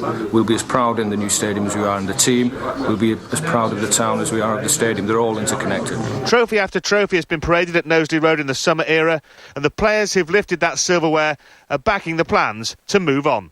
Obviously, as a player, I'm really excited about walking out on the new stadium in a St Helens shirt, and they say everything seems to be going very well. And I think now it's just important that not only as a St Helens supporter, but other people in the town really get behind the project and make it something that's it's going to be very exciting for the whole town. So it looks like in 3 years Knowsley Road will be no more, and the Saints will go marching on to pastures new. And we have an email about this already from Sean Kelly, who signs himself the Geordie Saint. He said he's a Saints supporter living up in the northeast in Newcastle. He keeps his family and friends up to date, he says, with Saints news. One of the questions they all ask me is, if the team is so good and they're the world champions, which they are, why do they play in such a rubbish ground? I can't answer this question, but now I can say to them, look at this ground that we're going to have. It's worthy of the best team in the world. He really hopes it all comes off, and indeed we all do here in the studio, I'm sure. Sean, you're a former St Helens coach. You know how special Knowsley Road is to the St Helens supporters, to the St Helens club, but it's a tired old place, and the new ground, new ground at Salford, offers great opportunity. Well, I think you have two choices. One is you take a facelift and you completely overdo your ground, but that may not necessarily always be possible. You spend a lot of money in there, but you don't really offer the facilities. All you're doing is a lick of paint here and there and spruce it up, and you think you've done a good job. But I think people demand a bit more now. Our supporters, our spectators, fans demand a bit more of facilities, and we are seeing stadia now in rugby league becoming state of the art. There's one going to be built for Salford, and we know that now St Helens will probably get this up and running. I'm sure it will happen. There's other clubs that we know of, Wakefield, I believe, Castleford, they've all got proposals in. And you go to the JJB, you go to the KC Stadium, you go to all these other places, and you see what can be achieved. And I think that's very important. In 1996, when I started at St Helens, they were talking about a new stadium then. Yeah. And so it really has been in the pipeline for some time. And I'm delighted for St Helens, I'm delighted for the fans and the club that they've been able to at least get to this point now where I can't believe for one moment it would be turned away. I can't believe they wouldn't get planning permission. Well, you would hope not, but that was what Eamon McManus was saying, wasn't he? He's saying, providing planning permission comes up, but if it doesn't come up, the club will be out of business in 3 to 5 years. I'm going to play devil's advocate a little bit here, and suppose you take the new stadium just on the edge of town, comparing it a little bit to what we've done with JJB, do you rip the heart and soul out of the rugby league community? I know that people in Wigan they're not happy with the site, and it's surrounded by shops and there's retail parks and sports centres, and it's wonderful, but people won't go there. What's wrong with taking a new stadium and put it in the same footprints as the old stadium? Well, I suppose that's all to do with the finance, and people better than us three in the studio can answer questions like that. But it didn't happen in Warrington. They just went down the road a little bit. And it happened with Hull. Hull bought into it 100%, but there's always that little bit of doubt. And this new stadium is going to be a mile away from the old ground, so it's not a million miles away, obviously. It'll actually be easier to access. Yes. I know where the ground is. It'll be easier to access. It's the old United Glass area. And really, I think, Barry, the other thing is you go in with partners, you go in with business partners, and the council backs it, and you get all sorts of grants, etc. And to do that, you really do need to the space at Knowsley Road just would be able to cope with that. Correct. I mean, Saints have got it right on the pitch for as long as the Super League era has been in fruition, has been going. But, you've got to give your corporate customers something that is really special. Absolutely so. I mean, they are the world champions. They deserve the best stadium. Let's hope that they actually get it. But our game does too, Eddie. I think that's the point. Our game deserves it. Of course. Every club deserves a new stadium, and I think that's the point, that everyone should turn up to have first-class facilities no matter where the game's played. Absolutely, hear to that. I've had an email in from Lauren in Southampton. I can't believe this, because Lauren seems to think that Barry McDermott's tie is awesome. Well, we have a word for it, but I don't know whether it's awesome. It's maybe garish a little bit. Garish. What? Garish. Okay. It's a little bit, I go against the norm and buck the trend, and like I say, my wife has excellent taste. She does. Obviously, she does. She does. Talking of fashion, time for a bit of fun right now. Barry here and his sidekick, Terry O'Connor, have been out and about this week in their own inimitable style, and this time they popped across to Huddersfield to pay a visit to the captain of the Giants, Chris Thorman. He has had a great year, Chris Foreman. He has. I reckon the change from standoff to fullback's improved in no end. Oh my God, look at the kip of him. Holy moly, he looks like a right Herbert. Freak. All right, Chris. All right, lad. How you going? You do know that we've come to film you today, don't you? Of course I do. That's why I'm dressed like this, Baz. Walked to my brother's wedding, best man. So is that you making an effort? Well, I'd like to think so. What do you reckon? Just take us through your outfit, mate, for today. Well, it's an eclectic mix, isn't it? I've got the 80s. I'm a big Miami Vice fan. Dan Johnson, you two will definitely remember him. Dan. Timberlake, Jason, me main man. Got the hat, yeah. I'd like to see your wardrobe if I can. I'll just nip to the little boys' room for a sec. Can you make us a drink and bring it up? Not a problem, lads. Hey, lads, don't disturb me, missus. She's in bed, all right? You're Sorry, beautiful. You're beautiful. You're beautiful. Give it a minute in there. You'll never believe what I'll say. What? Have a look at all this. That has to go. Got your drinks, boys. Oh, cheers, mate. Thanks. Can you, I think we just need to take you through some stuff here, me. I think we just need to get down to basics. Just tear that off. When are you going to wear that? Where's the beach in Huddersfield? Yeah. Well, I don't know. I might go one day. And how many trees have you chopped down lately? Oh, I'm not sure. Definitely. You don't need it. Get rid of it. Turn-ups. What are you doing? You look like you've had an accident with a paint can with that. Get rid of it. That's my best one, that. Where'd you wear that? What's the worth for? Flowers. Flowers. Get rid of them. I like flowers. White ones. Now that Come on. is probably Explain the it to worst me. I have ever seen in my life. Just feel the quality, though. Feel the quality? You look like a melon. Oh, yeah, now you're talking, eh? Explain it. Did the hat go with the top? Yeah, I actually did, but I bought them as a pair, yeah. I got hat half price for buying the jacket. And what about that behind you hanging up? Where's that jumper from? Oh, that? Oh, you know John Sharp? Yeah. Got me that for Christmas. Did it? It's nice, isn't it? Vast improvement. Not bad.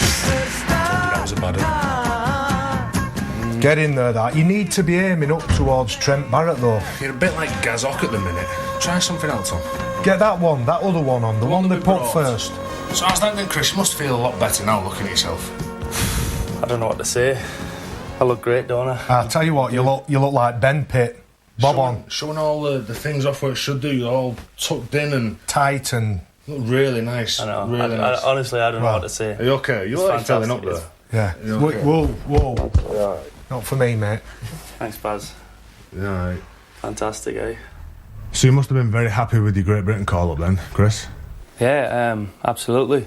You know, I like to think it was warranted. I've been pretty consistent. I've showed some decent form this year, and it's gone pretty well. What about Huddersfield's chances? Where do you think they're going to end up this year? I really do think that we can achieve something this year. You know, Challenge Cup last year, but the goal is certainly to stay in the top six. You know, we made it at the start of the year that we want to be in the top six, and I think, you know, you've got to strive for greatness, and you know, once you get to that knockout stage, anything can happen, as shown last year in the Challenge Cup. Hey, cheers for that, and give my apologies to your wife, please. Oh, that's all right, no problem. All right, mate. See you, Baz. You take care. Take care, boys. Bye. I'm bringing sexy back.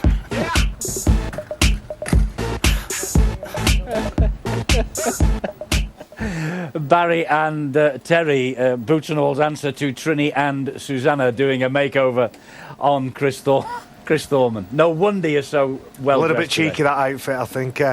You know, if you're looking for a transformation, maybe we can help you out. Can I make an appointment with you? Yeah. Okay. Listen, you've caused trouble.